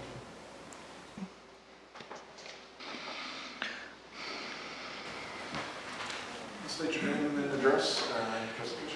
My name is Ray Scott. I live at 3412 Adeline Drive, down the street from them. When I first heard about this, I had mixed feelings. I think they needed to do something with the land. It was just sort of empty, so I didn't have a problem with that.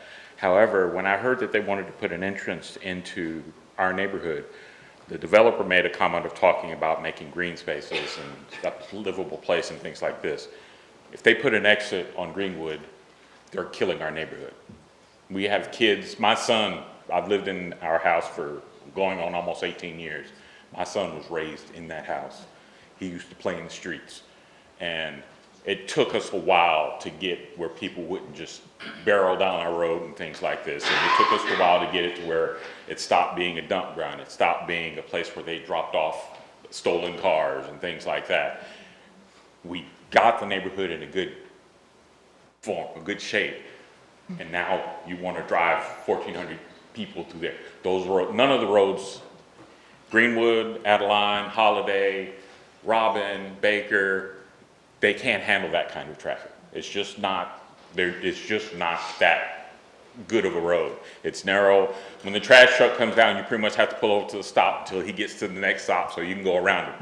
That's how narrow the roads are. So unless in the plan you want to increase the size of roads and things like this, I don't see how you can do that. When you look at the traffic, I just can't imagine doing this development and having that exit there. There's got to be somewhere else they can go. Go directly to 19th through the Waco Center for Youth. Go another part of Park Lake. I don't know, but Adeline is not the road. It can't handle Adeline, and Greenwood can't handle it. We have, like they said, we have elderly walking.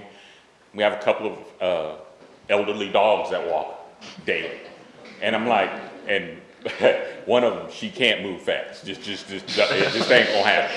So, you're killing that. They can't do that. The kids can't play on the streets. So don't kill our neighborhood to help create that neighborhood. That's all I ask.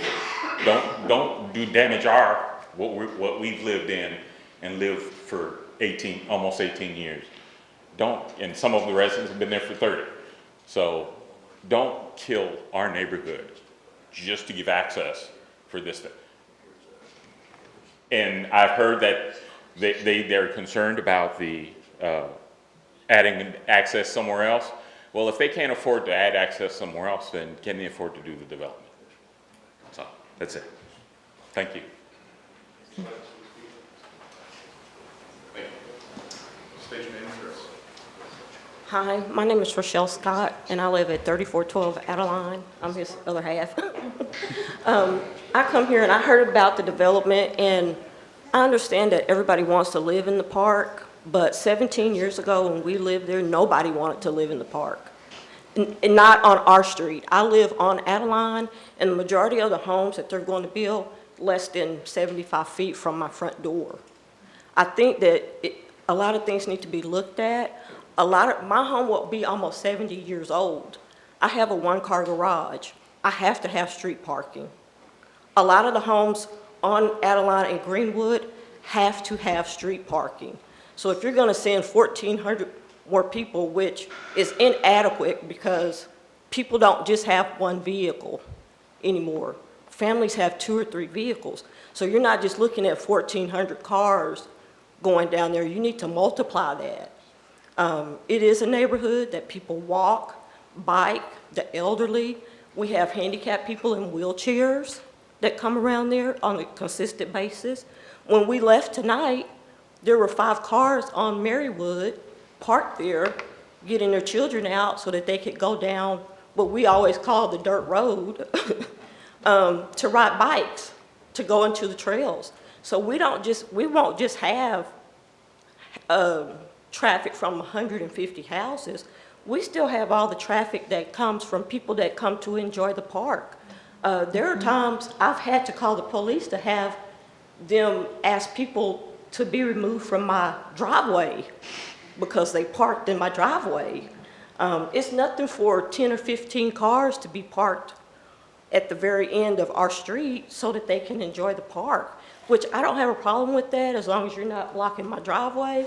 But that's the kind of access that the park affords to people that just come there to enjoy it as families. And I think that should be looked at.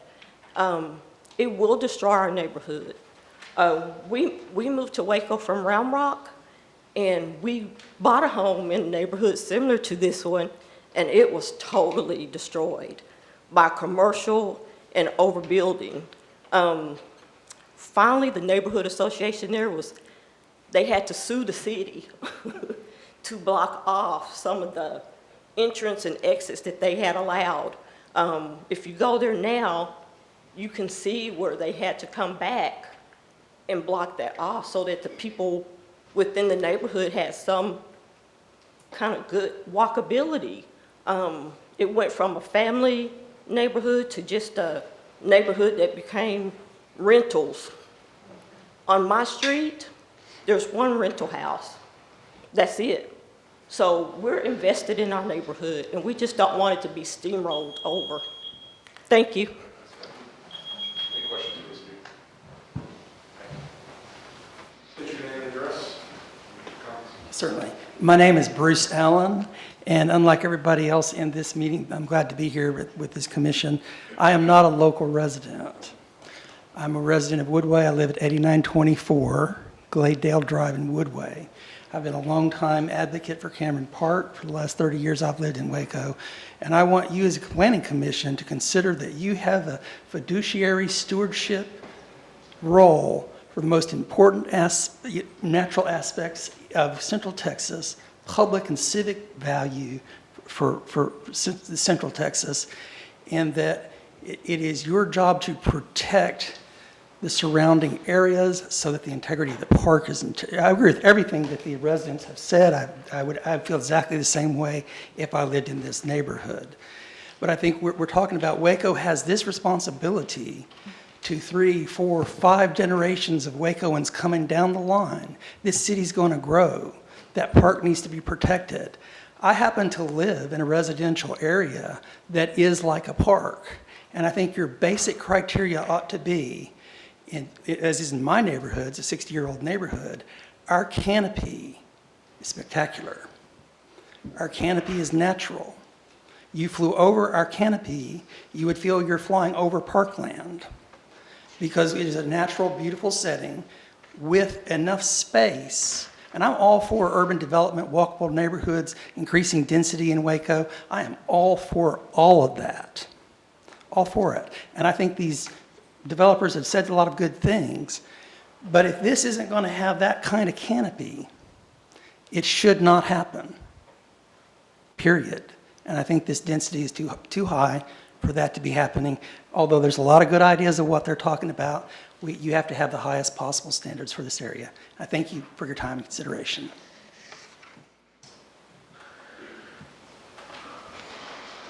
State your name and address.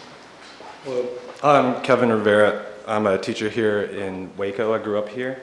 And me and my wife just moved back this past year to Waco. And finding the house on Greenwood, which we'd be the last house like before the entrance of this new development. Me and Dave's house actually are the bookends of the block. And so I didn't really plan to speak until I saw everybody speaking from the neighborhood. So all I have is my personal testimony. I didn't really expect for this kind of neighborhood to exist in Waco because I grew up here. I didn't even know this neighborhood existed, to be honest. It's tucked away, it's very secluded, it's almost like a secret spot. And when we bought the house, it was very lucky, it was serendipitous, and it was honestly the only thing that we could afford. We moved from Austin, so it was very expensive there, and I see that that's happening here now in Waco. And I understand the need to get affordable housing here in the city, but we chose the house because we thought that was where we could raise our daughter. I mean, it's where that's the vision. We saw ourselves, it's not a starter home, it's not like an investment, that's our spot, you know? And all of these people, when we moved in, we kind of came into a culture that kind of grew up naturally. It was the people say hello in the streets, and there's a lot of people on the streets at all times. People walk, it's a walking neighborhood, and we are close to the park, which is very special. I don't want that to change also. And I do understand the need for progress, but this is one of those times when, I know worse things have happened to neighborhoods with less advocacy or less action from the neighborhood, or less knowledge, honestly, to move forward. But I didn't think that it would be right if I didn't say anything about it. So Thank you. Any questions for Mr. Rivera? State your name and address. Hi, Richard Ashley. I live at 3416 Adeline Drive. So I live across the street from the development and next door to Kevin. And I asked that the commission consider the traffic impact on the neighborhood, like has been mentioned before. We bought the house we're in now from a family that had 4 kids, and that's kind of what we envisioned. We just had our first. It is a walkable neighborhood, and there's almost a de facto cul-de-sac at the end. We've got a bike ramp that everyone in the neighborhood uses on our property, and there's a basketball hoop for anyone to use right across. And we ask that we keep it kind of the diverse, vibrant neighborhood that it is, and consider the impact on that Greenwood exit. Thank you. Any questions?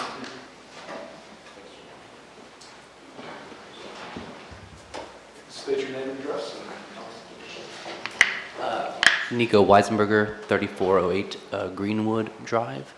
I have 2 things. One, I just want to say I agree with everything that's been said here so far.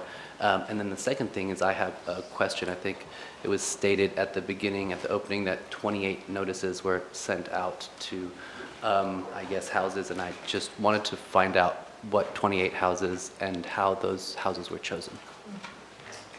I believe it was 200 feet. It's a 200-foot buffer from the property line, but staff can. Yeah, so the state law requires that we send out notices to all the property owners within 200 feet of the requested rezoning.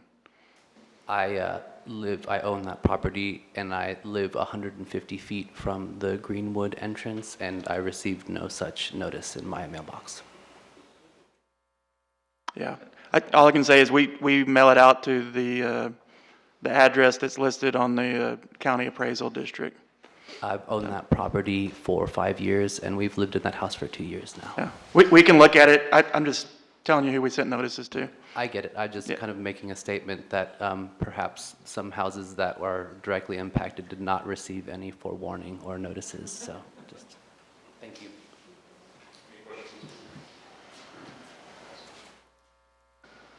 Please come on up and you can say your name and address and state your question. Good evening. My name is Doris Lucas. I live at 1537 Clark Avenue, right in the curve of 15A.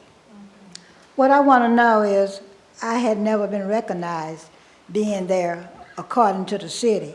I would call the city and ask who's going to come and clean up the mess around there. Nobody knew who owned the property next to mine.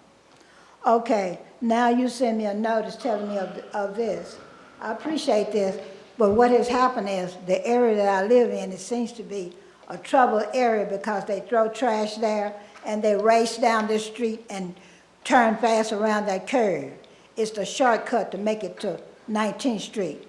I appreciate everything you all are saying and everything, but something needs to be done about the area now, even before you add more houses to the area. It was a quiet area there 20 years ago when I moved there, but now it has become so congested with many cars and people racing and all of that. I appreciate everything you've done, but please do something about the area before you add more houses. Thank you. Any questions? Thank you, ma'am. Please come on up, state your name and address.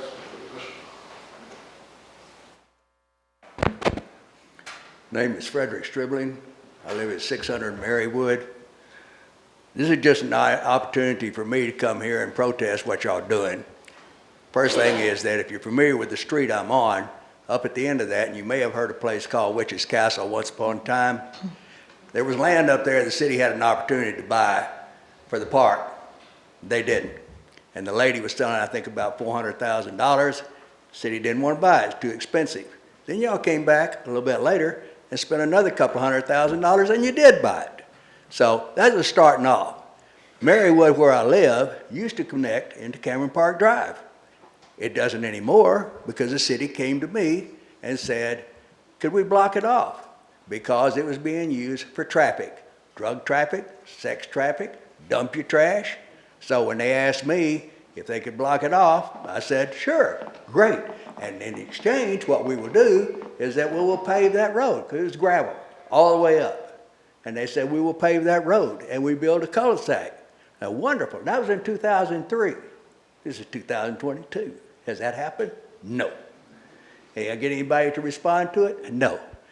Does that change the fact of what we're talking about this land right now, the opening, talking about opening it out on Adeline and Greenwood? You're going to have trouble. Y'all can do it any way you want to, but you're going to have trouble because when that traffic starts going down those two streets, and like they've said here, there are a lot of children, a lot of people walk their dogs, there's no sidewalks. When you open it up and you got that many houses in there, it'd be nice to think that everybody's going to move into the neighborhood or ideal neighbors, but that's not going to happen.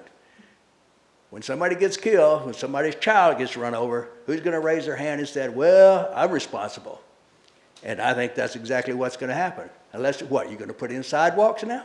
You're going to put in sidewalks on Adeline? You're going to put in sidewalks on Greenwood? I don't think so.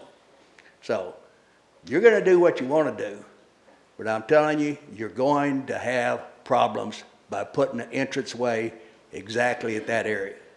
Your choice. Watch and see. Thank you, gentlemen. Any questions?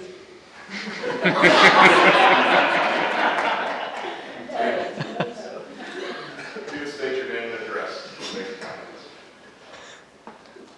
Good evening. My name is Susan Kelly, and I live at 419 Mount Lookout. I live right next to Miss Nellie's pretty place and right over Lindsay Hollow Drive. And unlike Mr. Stribling, who is very difficult to follow, I have not lived there long, but I have dreamed of living in the park since I came here in 1980. And as the gentleman said from Woodway, I believe that we have a responsibility to this community. Cameron Park, there is nothing like it that I have ever seen. And it is such a joy now to live there. And I know the responsibility that I have. I work in the courthouse, and it's such a privilege to be able to run and bike to work and come back. I know that these developers have very good intentions and have done probably very good things for the community, and you're going to consider that. But we all have to step back and say, this gem, this jewel, you can look at all the numbers, you can listen to all the people, but we must think very large and very broadly. I know where that area is. I agree with everyone about the traffic. I mean, you can talk about the dust, you can talk about the night sky, you can talk about all of these things, but you must cherish what Mr. Cameron or the Cameron family gave us, and how do they feel? They knew what they had, and I just ask you to please take it seriously.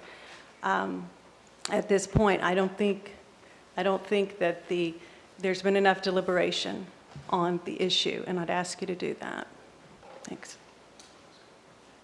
Ms. Kelly, is it your position that building homes next to the park would negatively affect the park?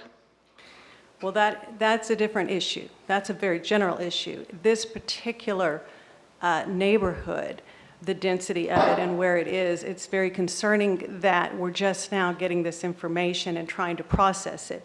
I know the Cloisters, which you've talked about, that's what, 13 houses? It's a lovely little planned unit development. I can see how it fit in there. This is not the Cloisters, so I think that's lovely. I just built my home, so no, it is not, I'm not saying that generally, but this particular project is massive. And I would be concerned at this point. So your concern is the zoning change to more densities, because it's already zoned where they can build houses now. Yeah, so you're but okay. not as many. So you're okay. Not as many, and it's farmland. And I mean, you can say, okay, we'll pull the plug and see what happens, but they're still going to have to develop that. I am very, very concerned, and I don't have an answer. All right, but it just seems like we might be pushing this through, and we might regret it down the road. I have watched this park for 40-something years, and now we finally, I've always appreciated it. I've never been scared to go there. I studied there as a Baylor student. But we finally have come to appreciate it, and let's just be careful.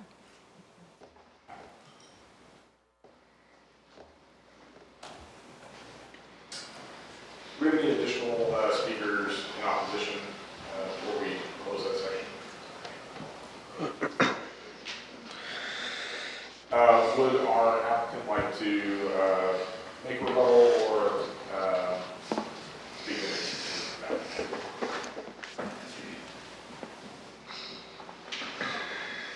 I think the applicant really appreciates the concern and the stewardship of the surrounding neighbors. I think their goal is really to create a neighborhood that has the qualities that many of these speakers tonight talked about. That being a neighborly, compact community.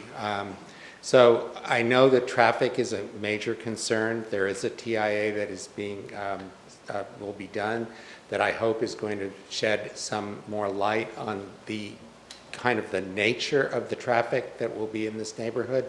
There's a lot of concern about 1,400 trips. It's important to know that that's throughout the day and throughout the network and not going to be barreling down these particular streets. But I think that that's going to be an important piece of information that we can provide you in the next stage of this project. Thanks. I've got a quick question. And as you mentioned, it seems like one of the biggest concerns is the traffic, particularly coming off to the Greenwood exit. Whenever y'all were planning this development, were there any alternate entrances that y'all had considered? You know, the site, it's challenging because there aren't very many ways in and out of the site. Actually, when we did the first scheme, we looked at Marywood, and as an we were trying to kind of distribute and to connect to the network as much as we could so that the traffic would be dissipated. So we originally looked at Marywood, and Adeline and Greenwood because they were the major, they were the access points in addition to the ones off of Park Lake. In talking to the neighbors to the east, we realized that there was no point in connecting to Marywood because it really is a cul-de-sac. So Greenwood really was the only access point, the only option we really had to create a connection.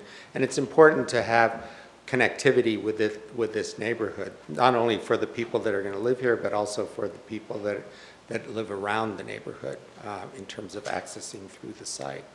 And I think, you know, to speak to the park, we've tried really hard to make this a neighborhood that is going to really complement or that respect the park and create, extend the open space of the park into the community. So I think we're very, very, we recognize the importance and the value of the park to the city of Waco. Can you just clarify, you said Greenwood was the only access, but don't you have two up here on Park Lake? Or am I misreading this map? No, I mean in addition to the Park Lake access points, yes. So you have three? Yes. Is that fair to say? That's true. We do have two along Park Lake and then one at Greenwood. But with the institution that's to our west, there really is no way that we could create access through that edge. If you don't mind saying, I have a question for city staff that pertains to that.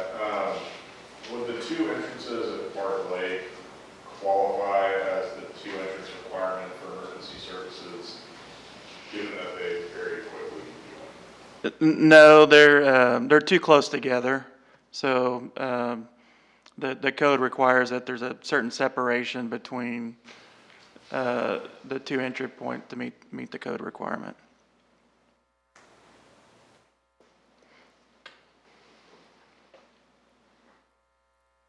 I have one more question for you here. I know, I'm hard to find. So you're proposing, your client is proposing 155 or so, 150 dwelling units on the 35 odd acres, and the PUD is allowing for a different density ratio essentially. Did you evaluate, or did your client evaluate how many units they would put on or could put on if they weren't applying for this as a comparison? Is it a comparable total number of units? Not really. We looked at the gross density of the site, and 4.2 units to the acre, which is consistent with the zoning. We didn't do a study under the existing zoning. Thanks. In regards to the smaller lot structures, we obviously have a housing shortage and a rapidly escalating price for homes in Waco. Will those be, I guess, like at least relatively within the development, more Yes, so they are for sale, all the homes. So some of the lot, we have, as you point out, we're trying to address the need for housing in the community, and so the diversity of housing types here will do that. We have what we're calling zero lot line homes on 30-foot wide lots, 70-foot deep. Those will be affordable by design. They will be ideal for, you know, they could be a starter home, they could be for young families. And then we have homes that are on sites as much as 8,000 square feet lots. So, but really designed in a way that each of those building types will complement the others. They're set in an open space framework that will create a compatible relationship between them. We've designed communities that have houses that are selling for well over $1 million next to houses that are selling for $200,000. But if the community is designed in the right way, it can work very well. And it creates the kind of neighborhoods that I think surround this site, the kind of diverse neighborhoods. In our work session, there was discussion in terms of the Greenwood issue of it sounded like there had at least been conversation about that there could be a scenario where an emergency services access entry point was at that stage versus a true through street in terms of usage. Is that something y'all discussed, or kind of what's y'all's, I guess? We have not discussed that yet. That idea is just... I'll speak on that. I'm Jonathan Garza, the Director of Development for Turner Behringer, Turner Brothers. I think for that, we would just like to know more information from the TIA. There are other people that do live on Park Lake that have addressed some concerns as well. So I think the point of the TIA is to understand what the traffic flow pattern would be. And if we're putting 100% of traffic onto Park Lake, that may create other traffic issues down through the park itself or towards 19th. So for us, I think it just comes down to understanding what happens with the TIA. And how long do you think it will take to get the TIA back? Sorry, right here. How long do you think it'll take for the TIA to come back? I have reached out to Larry Colclaser, but have not heard back from him. So I think I'd kind of defer to the city once we understand what the scope is as to typically how long that takes. In regards specifically to the TIA, and were Greenwood to be an access point, have y'all just talked to the Methodist Children's Fund at all about, I guess, the traffic potential? I say that because my wife used to work there, and I know that campus is actually like an open street versus a gated facility, and so theoretically you could have traffic going through their facility, which, given the nature of the facility, could be problematic. I don't even know if I have a question, but like, just you know, in terms of as, you know, if this moves forward and as that TIA is developed, that might be something worth, I guess, noting to those folks taking a look at that. Because they can easily just assume that that's a gated facility, similar to the state facility. Okay. Yeah, we'll take note of that.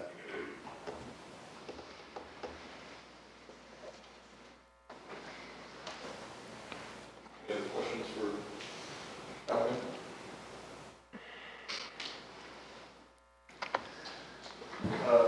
Thank you, guys. I'm going to close the public hearing, but it might be worth before we entertain a motion, have some discussion. Voice my perspectives up here, so I'll just open up for that. Yeah, I think I'd like to point out that many of the points that you brought out are very well taken. Many of those things are things we discussed in our work session and things that the city has been addressing throughout this process. So I want you to know that you are being heard, and these are some of the same concerns that you raised that we discussed, like I said earlier, and the city's been working on trying to come up with solutions for it. And then as to the process, so at this point we still have, so we'll have a motion and a vote tonight, then it'll move on to the city council. But then I'd like you to understand that before anything is ever started, a final come through this process again. So this is one step in a rather lengthy process that will have a lot of steps and a lot of input from different entities along the way. Can I ask real quick, the final plat, is that before the rezoning is final? Sorry. What we're voting on tonight is the rezoning from R1D to PUD. So once it's PUD, then that transition is set.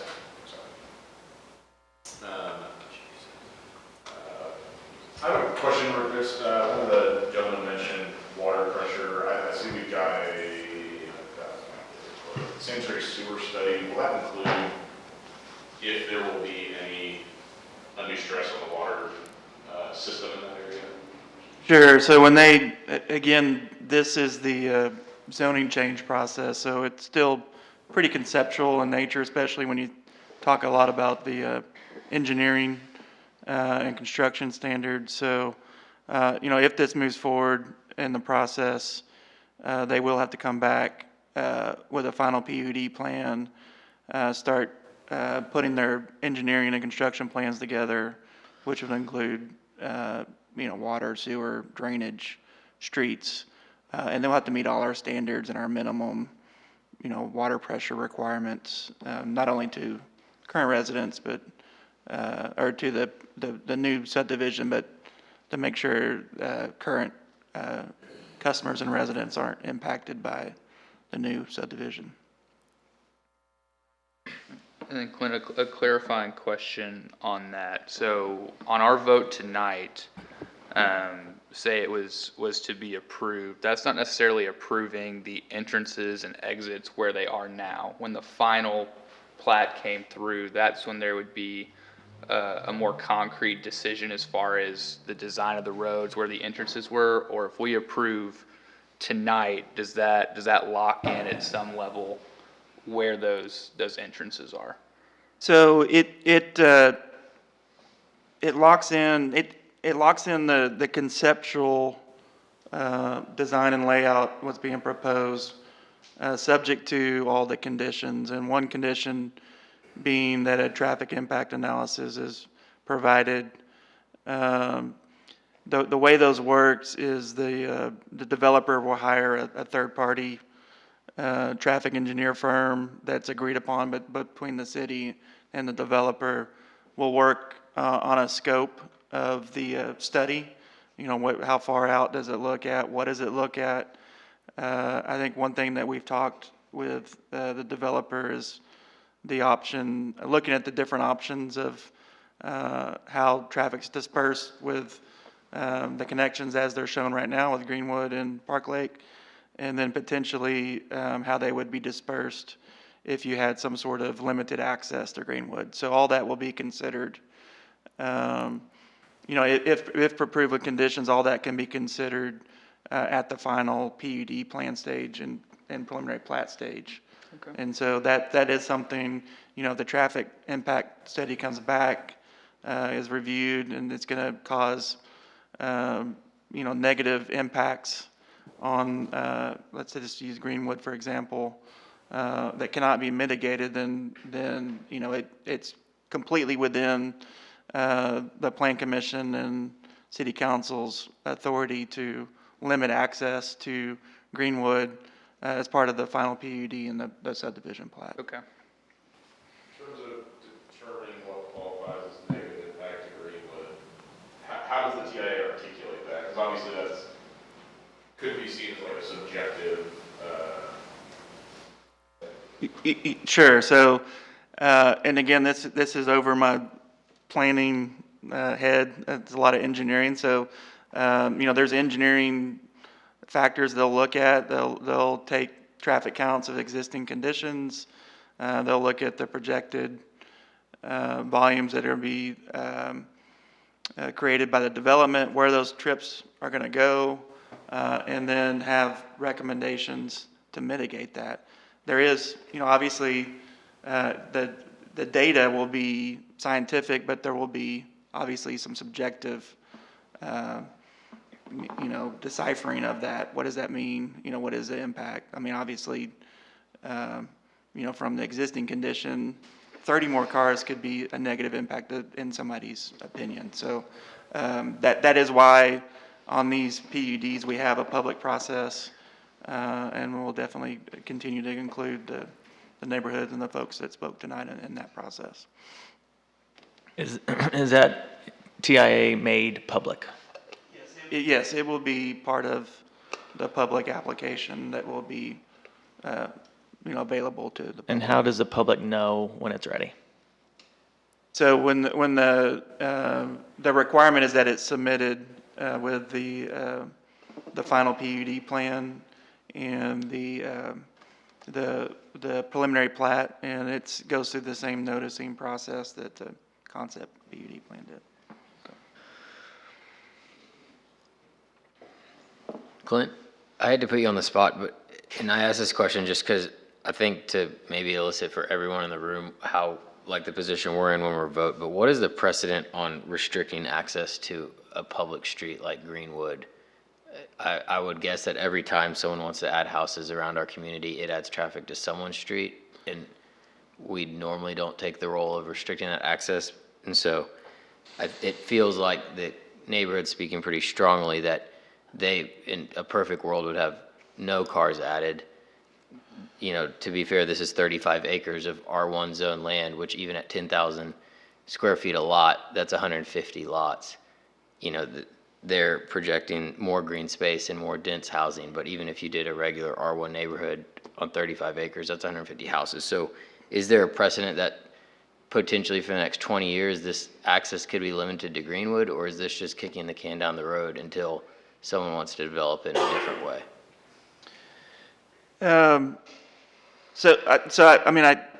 The precedent is a difficult thing because you have to take all the factors in each development under consideration.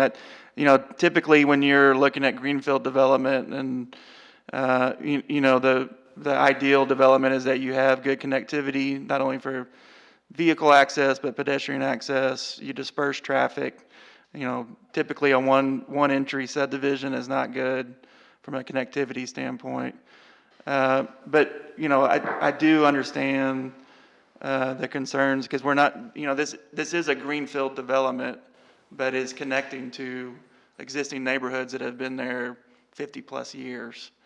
And so, usually when you have this situation where you have a vacant property at a dead end road, there was some plan in the past that had future phases of extending that subdivision out. In this case, this land was owned by the state for a long time, and then just in the last 20 to 30 years was sold off privately. So there was never a plan to extend development into this. So I do think this is a unique situation that needs looked at differently than what you would consider, a greenfield subdivision that's just the next phase of an area that was planned out to have that connectivity. So I don't know if that answers your question, but I do see this as a unique situation that really doesn't set precedent or follow precedent from other typical areas that we've seen developed in Waco. This may be asking a bit more historical knowledge than you have off the top of your head. Do you know when it was zoned that R1B or when the current zoning, was it owned by the state at that time and simply it was just by default zoned into R1? So my understanding of the way when the state developed the Center for Youth, which is 70 maybe even older years old, that this property was part of that. And actually the case that we had before this, that strip of commercial on 19th, was part of that. And over the years, the state sold off pieces of their overall campus that were not being used as excess property, and the frontage was sold off and rezoned the commercial. And then this back part was sold off, I believe, in the mid to late 90s. Don't quote me on that, but that's what I've heard, kind of the history of the property, through an auction, through a bid auction. The zoning was probably put in place, our zoning dates back to the 50s. When it was owned by the state was exempt from zoning requirements, so it didn't really matter what it was zoned, and single-family zoning is our default zoning. And so I think that was the nature of how that happened.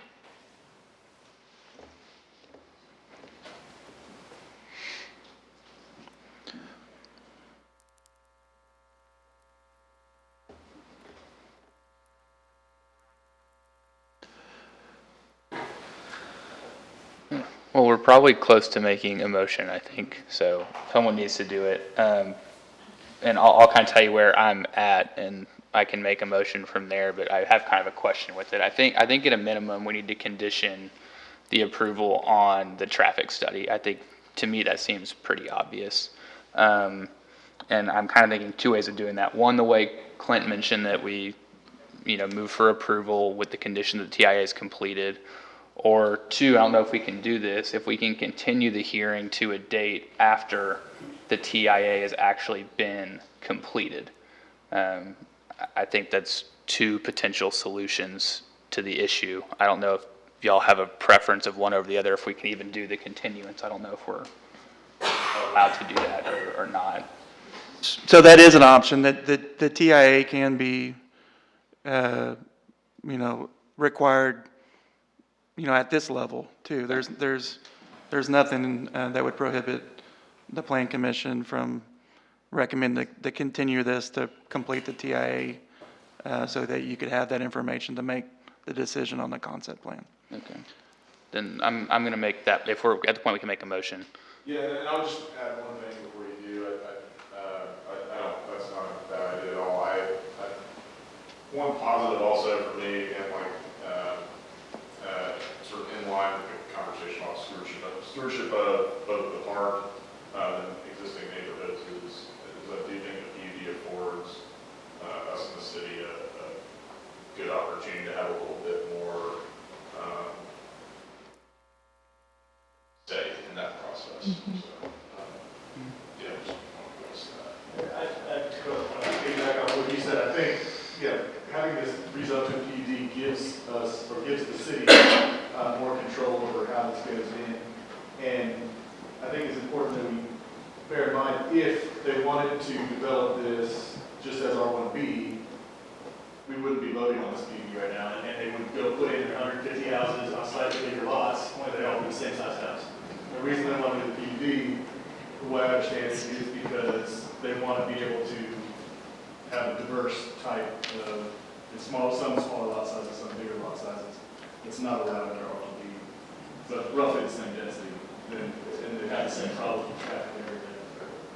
So I think the PUD affords us, like you said, some control over how it's. Dominic, so Clint, sorry to ask the same question twice, but maybe Dominic and I heard a different answer, but it's sounding like that even though this is zoned for R1 residential, there is a world in which this never gets access to Greenleaf and is not accessed by right and could be denied access in perpetuity if that's what the city thought was best.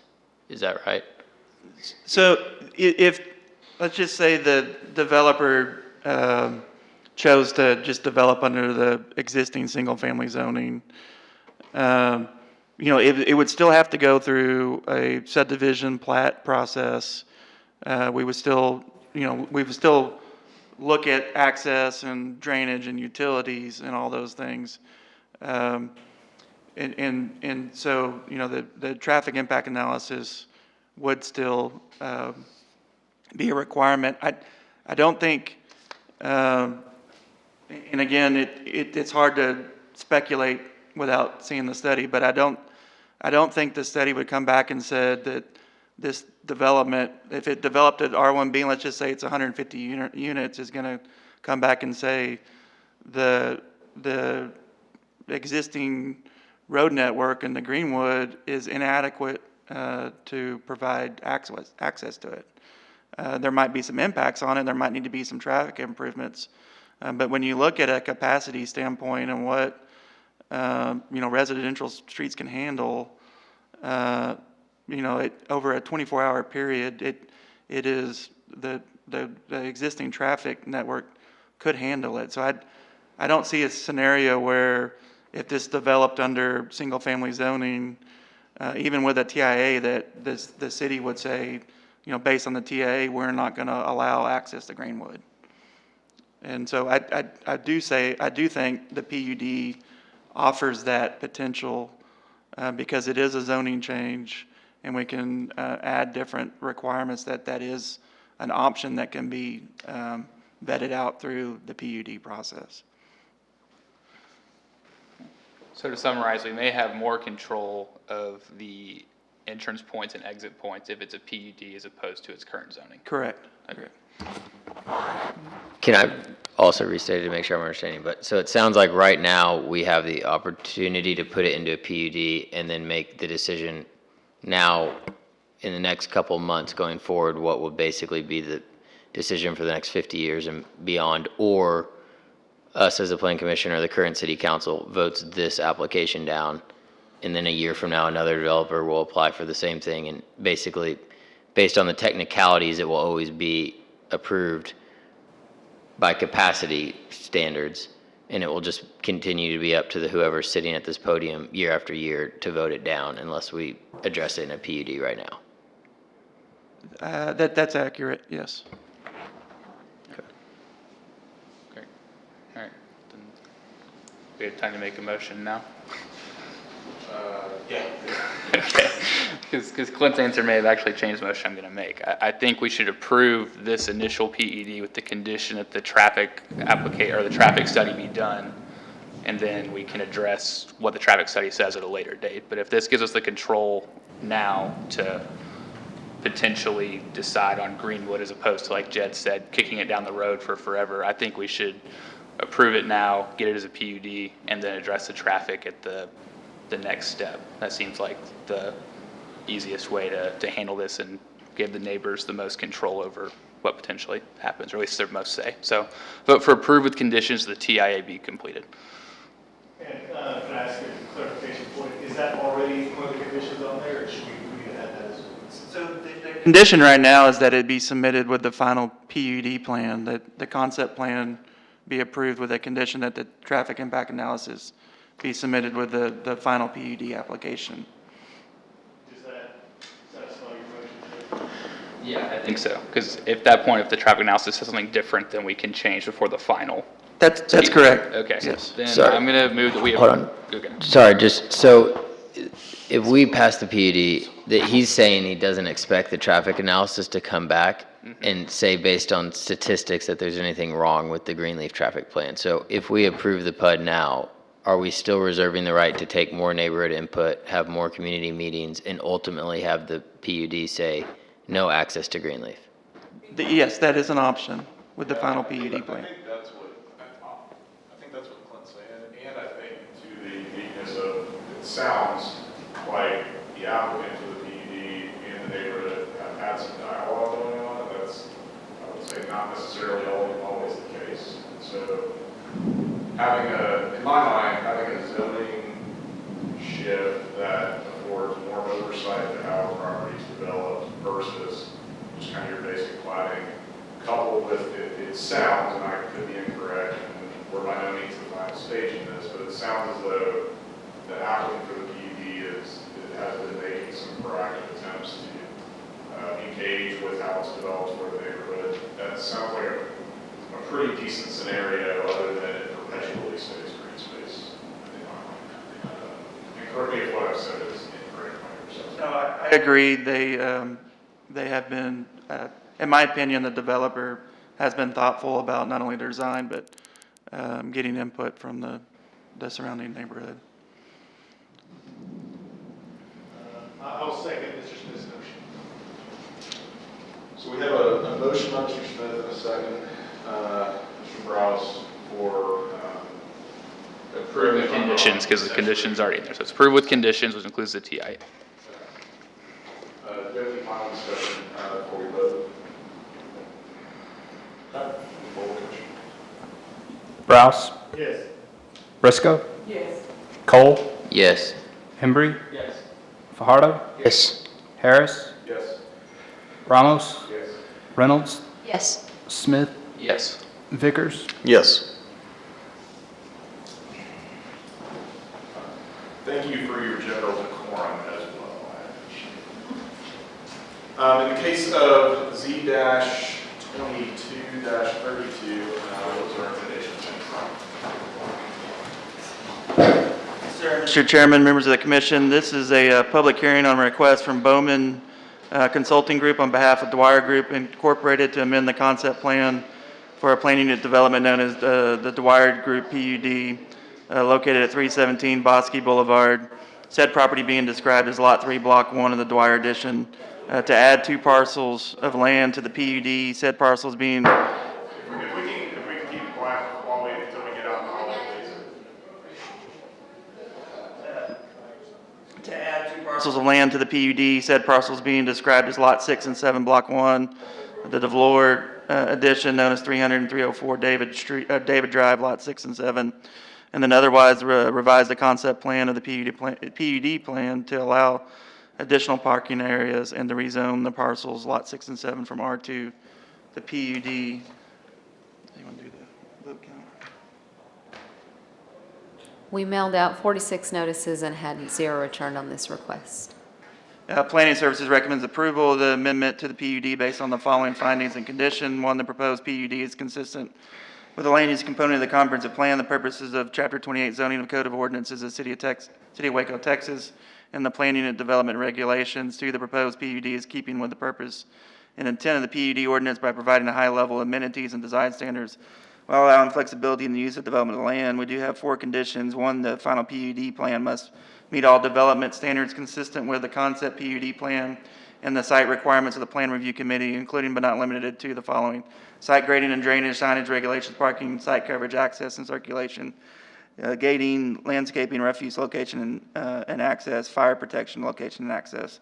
2, the property shall be platted in accordance with subdivision ordinance prior to the issuance of permits. 3, on all season landscape screened 4 feet in width, densely planted with evergreen trees and shrubs, which has an initial height of 3 feet and will attain a height of 6 feet in 36 months after installation, shall be planted along the boundaries shared with the adjacent single-family neighborhood, and all site lighting must be directed toward the establishment and not in adjacent properties. Planning Services also recommends approval of the zone change. Proposed PUD is consistent with land use component of the comprehensive plan. Purposes in Chapter 28 Code of Ordinances of City of Waco and the plan unit development regulations. And 2, the proposed PUD is in keeping with the purposes and intent of the PUD ordinance by providing a high level of urban amenities and design standards while allowing flexibility in the use and development of land. We'll open our public hearing. Is the applicant or his or her representative here to speak? Come on down, just state your name and address and comment.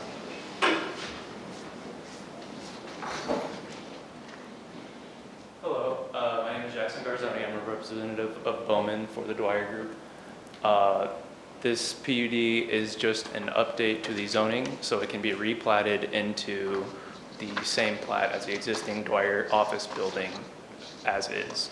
None of the new construction will be changing any of the setbacks or affecting any of the easements or any of the surrounding area. All of the drainage should be very easily handled by the existing systems.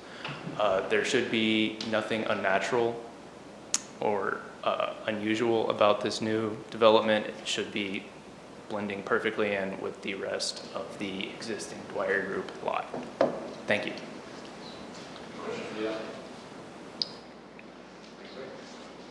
Is anyone here to speak in opposition, or anyone else in favor? Anyone else speak in opposition to this item?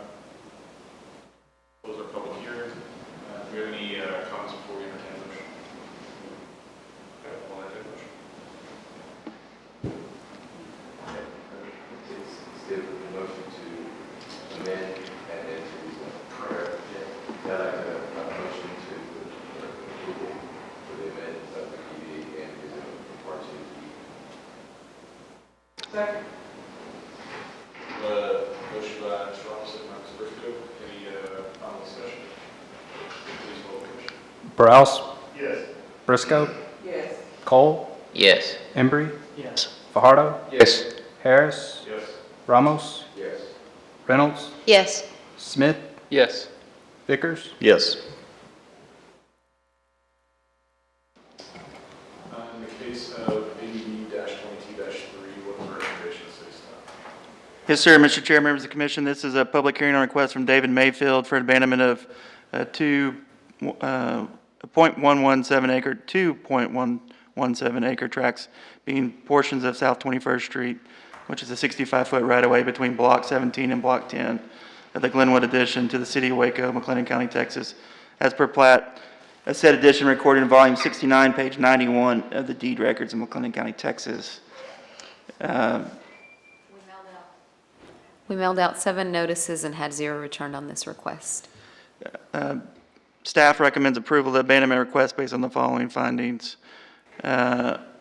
Public use of the right-of-way is not required for proper flow or traffic or for emergency vehicle access to the area. The abandonment will allow for better use of the adjacent building located at the end of South 21st Street, and utility access for surrounding property is not adversely impacted by the abandonment of the right-of-way. We'll open the public hearing to the applicant or is there a letter to speak? State your name and address and constitution.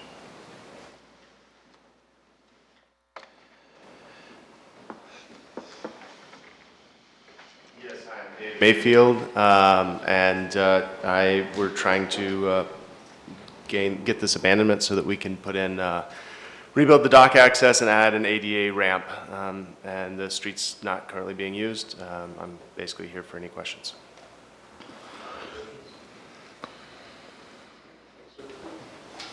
Is there anyone here speaking about the addition to this side? We'll go to the public hearing. Do we have any discussion before we entertain a motion? So you need your, we'll entertain a motion. Move we approve. Second. Motion by Mr. Browse, second by Mr. Vickers. Any final discussion? Please poll the question. Browse? Yes. Briscoe? Yes. Cole? Yes. Embry? Yes. Fajardo? Yes. Harris? Yes. Ramos? Yes. Reynolds? Yes. Smith? Yes. Yes.